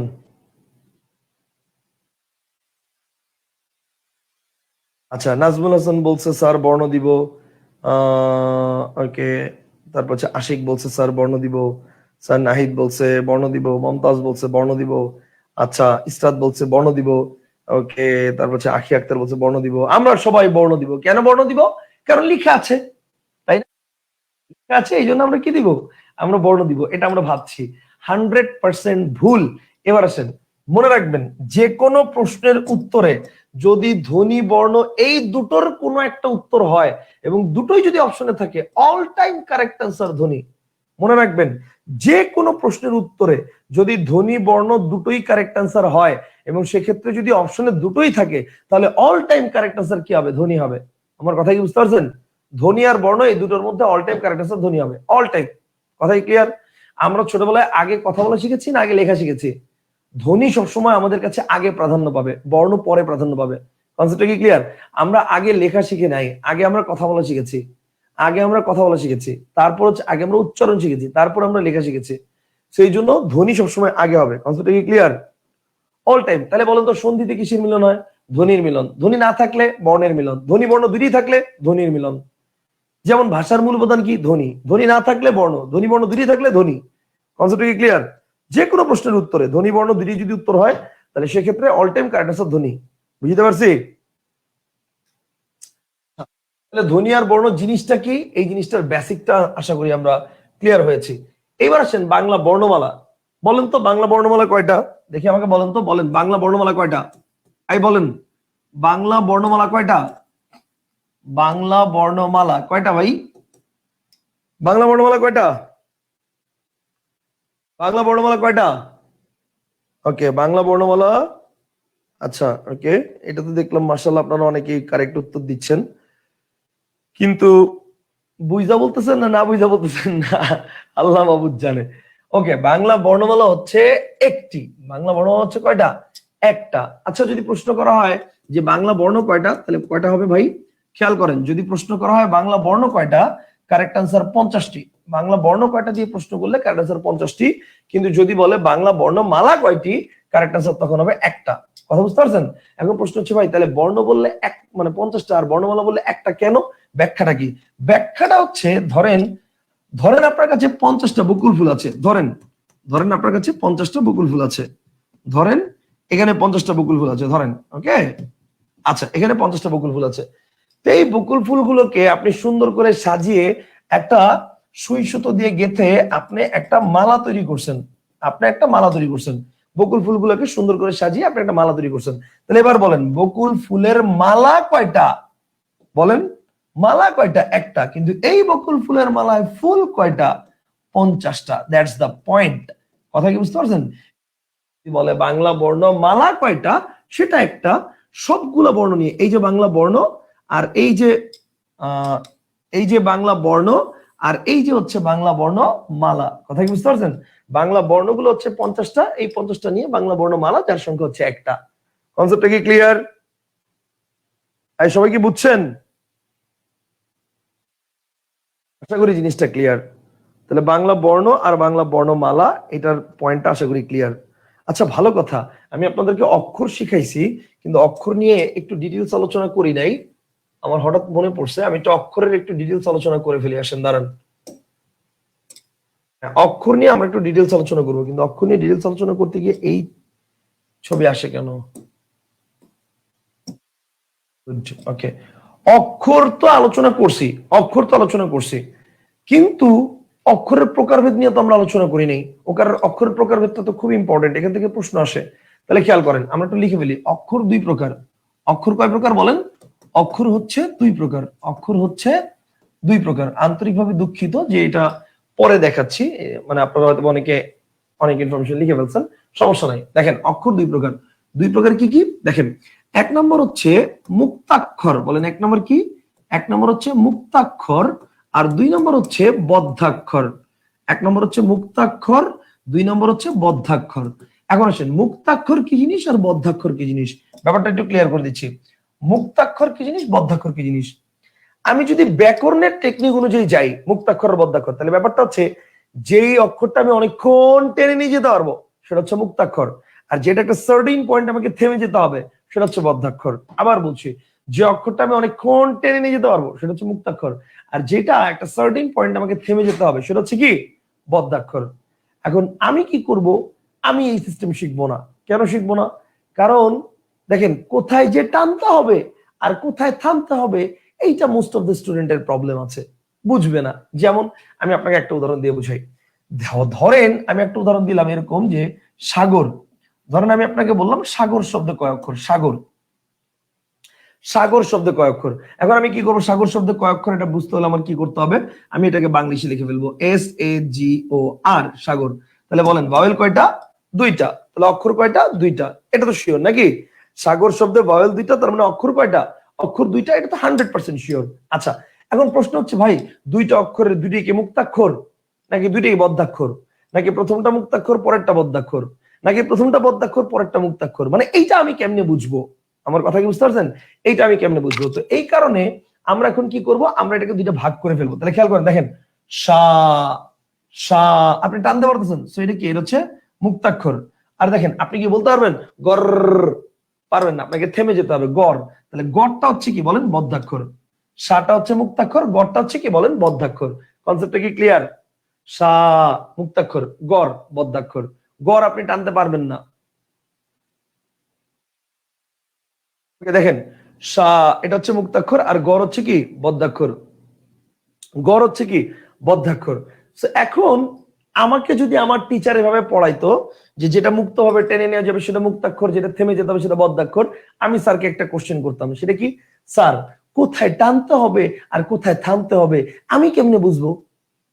স্বাভাবিক, আপনি যখন আপনি চিন্তা করেন, এই যে দেখেন, সা আপনি টানতেছেন, আমি টানবো না, আমার মন চাইছে আমি টানবো না, সা আমি টানবো না, আমি থামিয়ে যাবো, সা। গড় আপনি আপনি আপনি টানেন নাই, আমার মন চাইছে আমি টানবো, যেমন টানে না চানাচুর বলে না, তা আমিও টানবো সাগর। সমস্যা কোথায়? মানে কথা হচ্ছে আপনার মনের মধ্যে এটা আসতেই পারে। এখন একটা স্টুডেন্ট কেমনে বুঝবে যে কোন জায়গায় কি আছে, কোন জায়গায় মানে টানতে হবে কোথায় থামতে হবে? দ্যাট ইজ ওয়াই আমরা এই সিস্টেম পড়বো না। তাহলে আমরা এখন কি সিস্টেম পড়বো আসেন সেটা একটু দেখাই। আমরা কি করব? আমরা দেখব এখানে একটা ইউনিক সিস্টেম আছে। ইউনিক সিস্টেম কি দেখেন, দুইটা ভাগ করবেন আগে। একটা ভাগ কি? একটা ভাগ হচ্ছে সা, আর একটা ভাগ হচ্ছে গড়। এবার দেখেন, লাস্টে যদি ভাওয়েল থাকে মুক্তাক্ষর, লাস্টে যদি কনসোনেন্ট থাকে বদ্ধাক্ষর, শেষ। সিম্পল। দেখেন, এ আছে, সো ভাওয়েল মানে মুক্তাক্ষর, আর লাস্টে আর আছে মানে কনসোনেন্ট মানে বদ্ধাক্ষর, শেষ। Concept clear? আচ্ছা, আমার স্যার যদি আমাকে এভাবে পড়াইতো, লাস্টে যদি ভাওয়েল থাকে মুক্তাক্ষর, লাস্টে কনসোনেন্ট থাকলে বদ্ধাক্ষর, আমি তাকে আরেকটা কোশ্চেন করতাম। কি কোশ্চেন? স্যার, ভালো করে, ভাওয়েল থাকলে মুক্তাক্ষর বুঝলাম, কনসোনেন্ট থাকলে বদ্ধাক্ষর তাও বুঝলাম, কিন্তু কথা হচ্ছে লাস্টে ভাওয়েল আসবে কিনা, এটা তো ডিপেন্ড করে আপনার উপর, আপনি কোথায় থামছেন তার উপর। আপনি এস এতে থামছেন দেখে লাস্টে ভাওয়েল আসছে। আমি যদি এতে না থামি, আমি যদি জিতে থামি, তাহলে তো এটাও কনসোনেন্ট আসবে, আবার ও আর এটাও কনসোনেন্ট আসবে। আমার কথা কি বুঝতে পারছেন? মানে এটা আপনার মনের মধ্যে প্রশ্ন আসতেই পারে। তাহলে এখন প্রশ্ন হচ্ছে, তাহলে ভাই এইটার উত্তর কিভাবে সলভ করব? এবার আসেন, মানে আমি যখন টেকনিক বানাই আমার মধ্যে দুইটা সত্তা কাজ করে। এক আমার টিচার সত্তা, দুই আমার স্টুডেন্ট সত্তা। আমার টিচার সত্তা টেকনিক বানায়, স্টুডেন্ট সত্তা আমার টিচার সত্তাকে কোশ্চেন করে আটকাতে চায়। যখন দেখি যে না স্টুডেন্ট আর কোনোভাবে আটকানো যাচ্ছে না, তখন বুঝি যে না ঠিক আছে, দিস ইজ পারফেক্ট। আর যখন বুঝি যে না স্টুডেন্ট কোশ্চেন করে আটকাই দিছে, তার মানে কি এই টেকনিক পারফেক্ট না, এটা চলবে না। সিম্পল হিসাব। কথা বুঝতে পারছেন? এবার দেখেন, তাহলে শাহ, এখন আপনি যদি আমাকে কোশ্চেন করেন স্যার আমি এতে থামবো না, আমি জিতে থামবো, তাহলে তো দুইটাই কনসার্ন হয়ে যাবে। এখন প্রশ্ন হচ্ছে আপনি জিতে থামতে পারবেন কিনা। It actually depends on your accent, your pronunciation, আপনার উচ্চারণের উপর ডিপেন্ড করে। এখন আপনাকে যদি আমি বলি, খেয়াল করেন, কলম, ধরেন আপনাকে আমি বললাম কলম, এখন আপনি বলেন কলম শব্দে থামতে হবে কি কলম না কলম? আপনি কি বলেন, আপনি কি কলমের উচ্চারণ এলে গিয়ে থামবেন? আপনি কি বলবেন কলম? কলম কি বলবেন? গোলাপের উচ্চারণ, ধরেন আপনাকে বললাম গোলাপ শব্দে কয় অক্ষর, এখন গোলাপ শব্দে কয় অক্ষর সেটা পরের কথা, GOLAP গোলাপ। এখন আপনি কি বলবেন? গোল আপ। বলেন আপনি কি বলবেন? গোল আপ না গোলাপ? বলেন কি বলবেন? গোল আপ না গোলাপ? 100% আপনি বলবেন গোলাপ, এখানে বলবেন কলম। তাহলে এইটা কোন দুঃখে আপনি জিতে দেয়া থামবেন? সাগ অর। আপনি কি উচ্চারণ করেন সাগ অরের নীল তীরে? সাগ অরের বানানটা কিভাবে বলেন? আপনি বলেন না, আপনি বলেন সাগর, নট সাগ অর। কথা কি বুঝতে পারছেন? সো এই কারণে আপনাকে এতেই থামতে হবে, আর এতে থামলে লাস্টে ভাওয়েল মুক্তাক্ষর, আর জিও আর আরে থামবেন লাস্টে কনসোনেন্ট বদ্ধাক্ষর। এবার বলেন বুঝছেন নাকি বুঝে নাই? বলেন বুঝছেন নাকি বুঝেন নাই?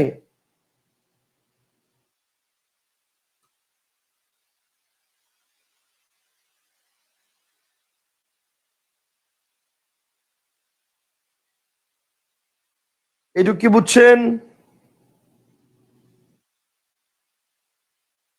জি স্যার।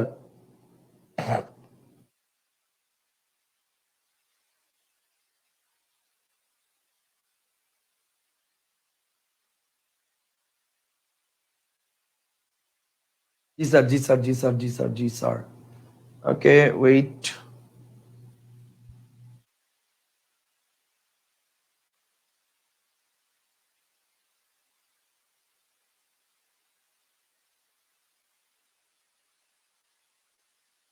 প্রচন্ড পায়ে ব্যথা করতেছে, প্রচন্ড পায়ে ব্যথা, কেন জানেন? আজকে সকাল থেকে যে ক্লাস শুরু করছি, সকাল থেকে স্টিল নাও এখনো ক্লাস নিচ্ছি। সকালে ক্লাস নিচ্ছি কয়টায়? সকালে ক্লাস নিচ্ছি হচ্ছে 9টা থেকে শুরু করছি। 9টা থেকে ক্লাসটা শুরু করছি, 12টা পর্যন্ত ক্লাস নিয়েছি, 12টা 12:30 পর্যন্ত, 3.5 ঘন্টা। তারপরে দুপুরে খাইছি, দুপুরে খায়া গেছি ক্যারিয়ার ম্যাপের মৌচাকে। তো ক্যারিয়ার ম্যাপের মৌচাকে গিয়ে ওখানে একটা ক্লাস নিয়েছি 4:30 থেকে না সরি 3:30 থেকে 5:30 পর্যন্ত, 3:30 থেকে 5:30 পর্যন্ত ক্লাস নিয়েছি। ক্লাস নিয়ে তারপরে শুনি যে কালকে অবরোধ, হরতাল। সো পরে চিন্তা করলাম যে রাত 10টা 11টা পর্যন্ত আমার ক্লাস আছে, বাদ, ওইখানে ক্লাস নেওয়া যাবে না, ওখানে থাকলে আমার এখানে এসে শেষ করতে পারবো না। পরে হচ্ছে সাথে সাথে ওখান থেকে বেরোয় বাইক নিছি, বাইক নিয়ে বাসায় এসেই 6:30 থেকে ক্যারিয়ার ম্যাপের আরেকটা ক্লাস, 6:30 থেকে 8:30 পর্যন্ত টানা ক্লাস নিছি। 8:30 থেকে ক্যারিয়ার ম্যাপের আরেকটা ক্লাস 10টা পর্যন্ত নিছি টানা। 10টা থেকে আপনাদের ব্যাচ শুরু করছি, মানে স্টিল নাও এখনো ক্লাস নিচ্ছি। এন্ড আজকে আসলেই মানে বডির উপর দিয়ে অনেক পেইন গেছে, পা খুব ব্যথা করতেছে, বুঝতে পারছেন? উফ। আচ্ছা, ভাবছিলাম একবার ক্লাস নিব না, পরে চিন্তা করলাম না, আজকে ফার্স্ট ক্লাস, প্রথম দিনই যদি ক্লাস ক্যান্সেল হয় তাহলে পরে আপনাদের অনেকের মানে মন ভেঙে গেছে, বুঝতে পারছেন? তাবাসসুম বলছে স্যার ঘুমাবো কখন আমরা? তাবাসসুম আপু, এটা একান্তই আপনার ব্যক্তিগত ব্যাপার। আপনার যদি মন চায় আপনি এখনই ঘুমান, কথা বুঝেন নাই? আপনার যদি মন চায় আপনি এখনই ঘুমান, কথা বুঝতে পারছেন? ঠিক আছে, কোনো সমস্যা নাই। আমি তো ঘুমাবো সকালবেলা 6টায়, কথা বুঝতে পারছেন? আমার আমার তো ঘুমাবো মনে করেন যে আপনাদের ক্লাস নিয়ে এখন আবার তারপরে নোট রেডি করব, ঠিক আছে, বইয়ের আপডেটের কাজে বসবো। আমার তো ঘুমাইতে ঘুমাইতে রাত মানে সকাল 6টা বাজবে। আমার হিসাব করে লাভ নাই, আপনি কয়টায় ঘুমাবেন একান্তই আপনার ব্যক্তিগত ব্যাপার। Okay fine.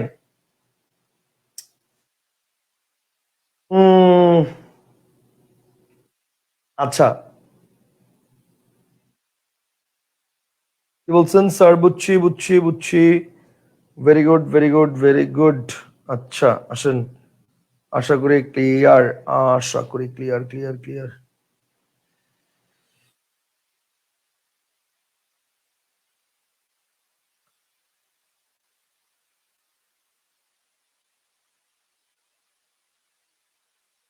আচ্ছা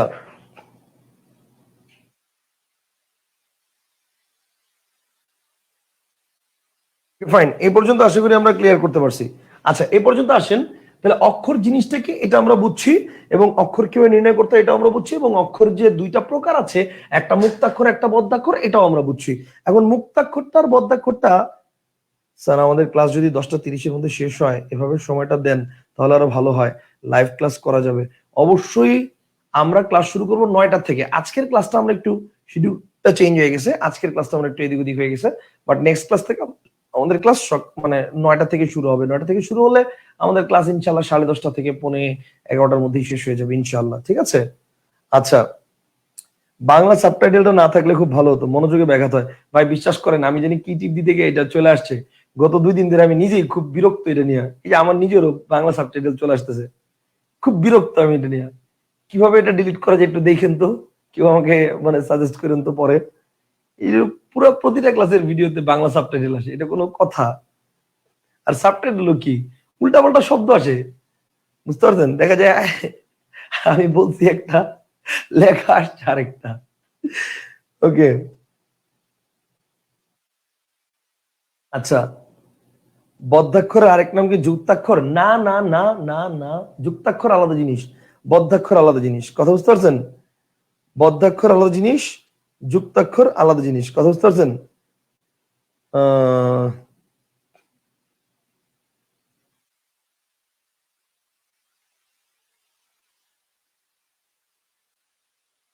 সেটিংস, সেটিংস থেকে হটকিস,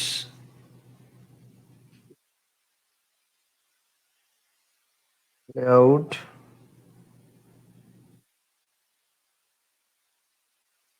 জেনারেল,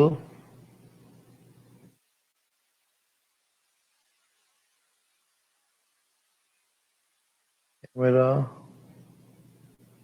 যেমন ফেসবুকে।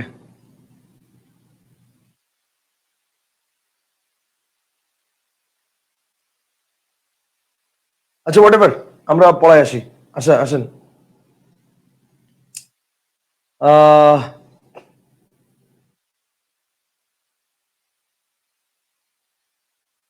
আসেন, তাহলে ব্যাপারটা হচ্ছে আমরা কি দেখলাম, ব্যাপারটা হচ্ছে মুক্তাক্ষর কি আর বদ্ধাক্ষর কি, এটা হচ্ছে আমরা ক্লিয়ার হয়েছে। মুক্তাক্ষর কি আর বদ্ধাক্ষর কি, এটা হচ্ছে মুক্তাক্ষর আর বদ্ধাক্ষরটা ক্লিয়ার হওয়ার আমরা এখন কি করব, আমরা এখন এখানে লিখবেন মুক্তাক্ষর জিনিসটা কি, লিখেন শেষে ভাওয়েল থাকবে। শেষে কি থাকবে, শেষে ভাওয়েল থাকবে, ঠিক আছে, শেষে ভাওয়েল থাকবে। আর বদ্ধাক্ষর কি বলেন, শেষে কনসোনেন্ট থাকবে, শেষে কনসোনেন্ট থাকবে, conso N A N T, consonant থাকবে। এবার আসেন, এই যে মুক্তাক্ষর, এই মুক্তাক্ষরের আরেকটা নাম আছে, এই মুক্তাক্ষরের একটা নাম আছে, নামটা কি, মুক্তাক্ষরের নাম হচ্ছে স্বরান্ত অক্ষর। মুক্তাক্ষরের নাম হচ্ছে স্বরান্ত অক্ষর, কথা বুঝতে পারছেন? আর এই যে বদ্ধাক্ষর, এই বদ্ধাক্ষরের একটা নাম আছে, নামটা হচ্ছে ব্যঞ্জনান্ত অক্ষর, নামটা হচ্ছে ব্যঞ্জনান্ত অক্ষর। কনসেপ্টটা কি ক্লিয়ার? একটা হচ্ছে স্বরান্ত অক্ষর, একটা হচ্ছে ব্যঞ্জনান্ত অক্ষর। তাহলে এই পর্যন্ত আমরা আলোচনা ক্লিয়ার করেছি। একটা হচ্ছে শেষে ভাওয়েল থাকবে, একটা হচ্ছে শেষে কনসোনেন্ট থাকবে, এবং এই কারণেই শেষে ভাওয়েল থাকবে বিধায় এটার নাম হচ্ছে শেষে স্বরান্ত অক্ষর, আর কনসোনেন্ট থাকবে বিধায় এটার নাম শেষে ব্যঞ্জনান্ত অক্ষর। আশা করি এই পর্যন্ত আপনারা ক্লিয়ার হয়েছেন, কথা বুঝতে পারছেন? আচ্ছা,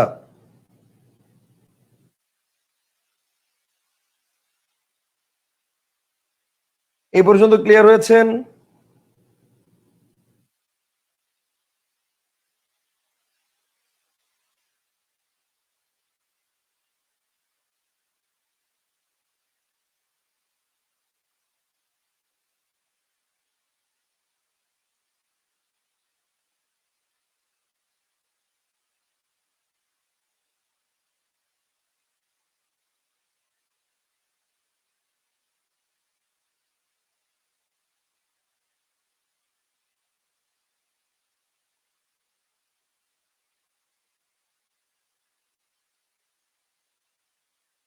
এ ক্যাপশন মনে অফ করে দিছি, দেখেন তো এখন আর মনে হয় আসবে না।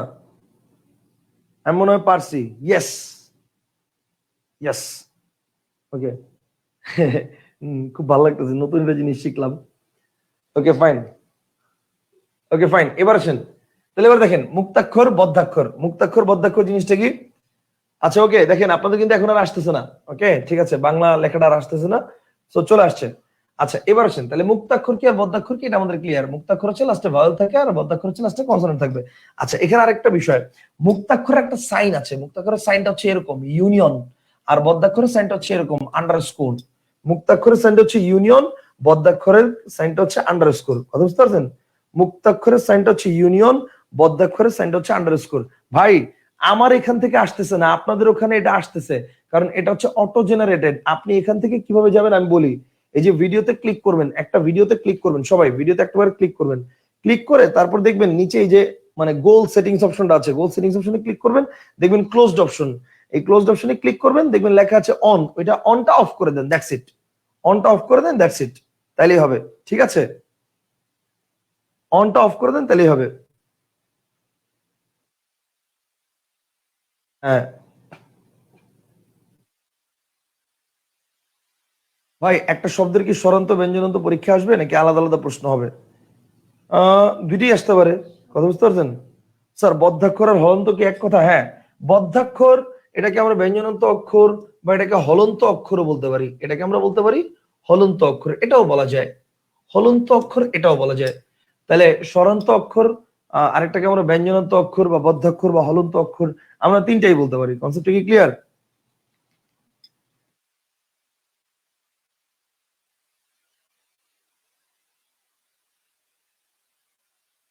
আচ্ছা ওকে ফাইন, তাহলে এই পর্যন্ত আসেন, এই পর্যন্ত আমরা ক্লিয়ার হয়ে গেছি। আচ্ছা এই পর্যন্ত আসেন, আমরা এবার পরের পয়েন্টে চলে যাই। আচ্ছা আমরা এবার পরের পয়েন্টে চলে যাই। তাহলে অক্ষর নিয়ে আমরা আলোচনা শেষ করেছি, অক্ষরের আলোচনার পরে হচ্ছে ধ্বনি বর্ণ বর্ণমালা নিয়ে আলোচনা করেছি। আচ্ছা এরপর হচ্ছে স্বরধ্বনি ও স্বরবর্ণ নিয়ে আলোচনা। স্বরধ্বনি ও স্বরবর্ণ নিয়ে আলোচনা, এই আলোচনাটা আমাদের আজকে থাক, কারণ এটা নিয়ে আলোচনা করতে গেলে অনেক ডিটেলস আলোচনা আছে। তো এটা নিয়ে আমরা ইনশাল্লাহ নেক্সট ক্লাস আলোচনা করবো, ঠিক আছে? মানে ইনশাল্লাহ নেক্সট ক্লাসটা কবে, আগামীকালকে আমাদের নেক্সট ক্লাস। তো আগামীকালকের ক্লাসে আমরা এটা আলোচনা করবো। প্রথম কয়েকদিন আমরা একটু টানা ক্লাস করব, টানা ক্লাস করে আমরা একটু এগিয়ে যাব, তারপর হচ্ছে আমরা সপ্তাহের রুটিন গুলো একটু আস্তে আস্তে দিয়ে দিব, কিন্তু আপাতত আমাদের প্রথম কয়েকদিন একটু টানা ক্লাস হবে, ঠিক আছে?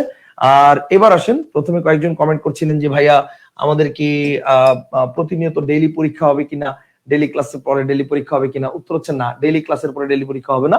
অন্তত 2-3টা টপিক শেষ করার পরে তারপরে আমি পরীক্ষা নিব, ঠিক আছে? এর আগ পর্যন্ত পরীক্ষা নিব না। কথা বুঝতে পারছেন? অবশ্য আপনাদের মানে যখন ভর্তি হয়েছিলেন, ভর্তির ওখানে আমার লেখা, মানে আমি লিখে রাখছিলাম যে সবার শেষে পরীক্ষা নিব, ওটা মডেল টেস্ট আলাদা নিব। বাট আপনাদের একদম 2-3টা ক্লাস পরে তারপরে পরীক্ষা নিব, এর আগে নিব না। বুঝতে পারছেন? আচ্ছা ভাইয়া, বর্ণ নিয়ে কি আলোচনা শেষ? হ্যাঁ, ধ্বনি বর্ণ এই দুটো নিয়ে আলোচনা মাত্র করলাম, এখনো শেষ হয় নাই, বহুত আলোচনা বাকি। স্বরধ্বনি, স্বরবর্ণ এর মধ্যেই অনেক আলোচনা আছে, ব্যঞ্জন ধ্বনি, ব্যঞ্জন বর্ণ এর মধ্যে অনেক আলোচনা আছে। কথা বুঝতে পারছেন?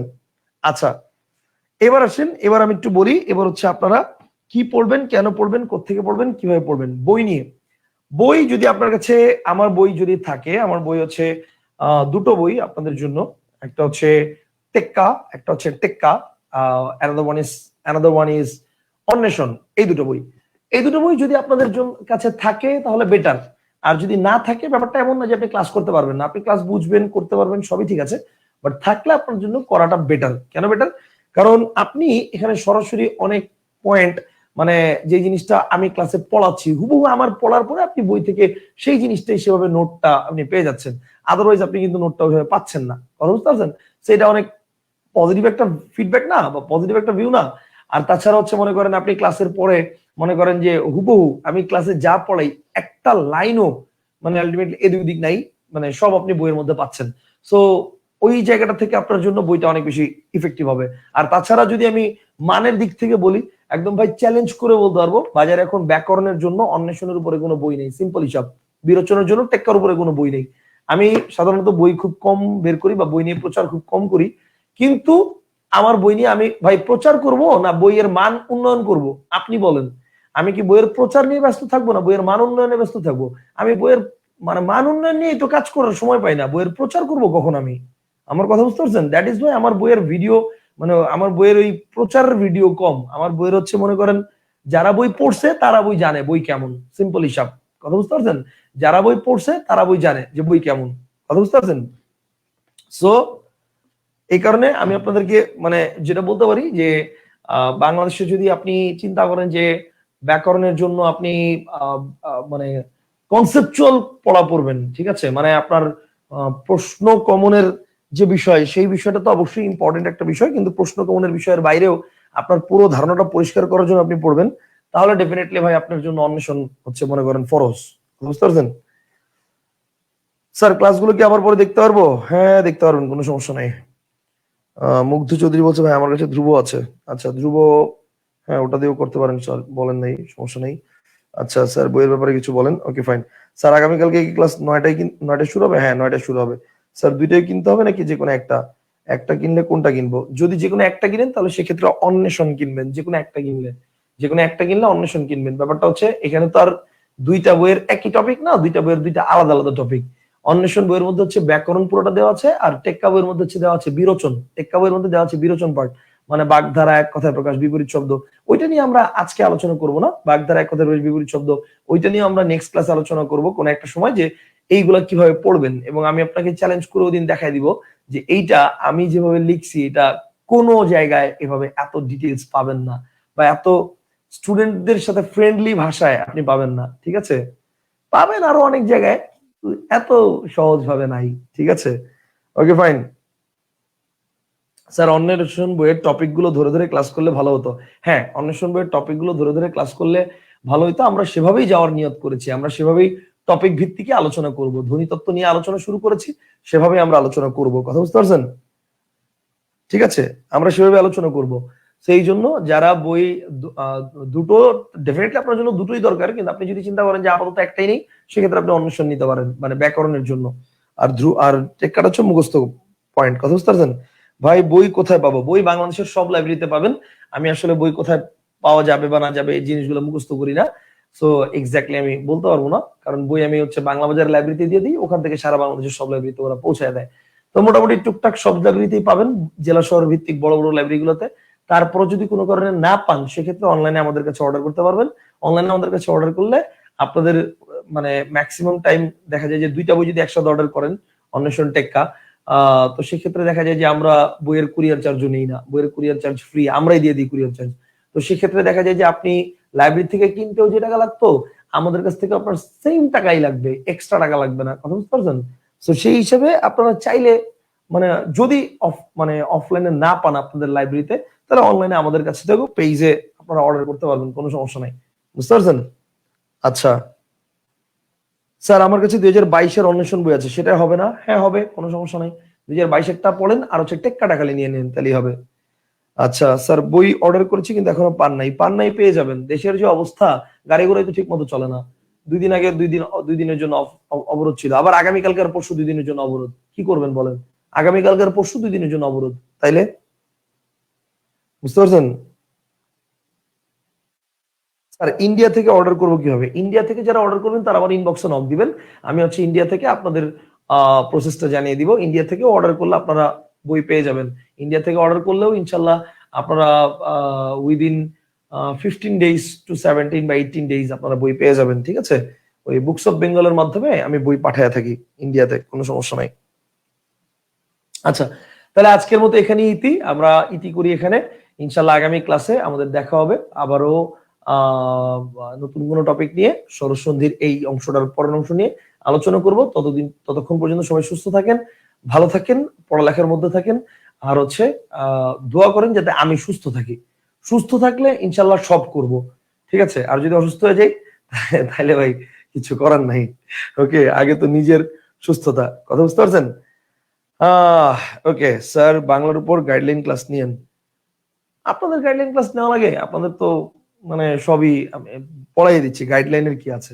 আচ্ছা ঠিক আছে, তারপর নিব না। ওকে, ঠিক আছে ঠিক আছে ঠিক আছে স্যার, আপাতত পিডিএফ দিলে ভালো হতো। ঠিক আছে, ওকে, আপাতত পিডিএফ দিয়ে দিব না, অথবা এই ক্লাসের ফাইলটা আমি পাঠিয়ে দিব, তাহলেই হবে, সমস্যা নাই।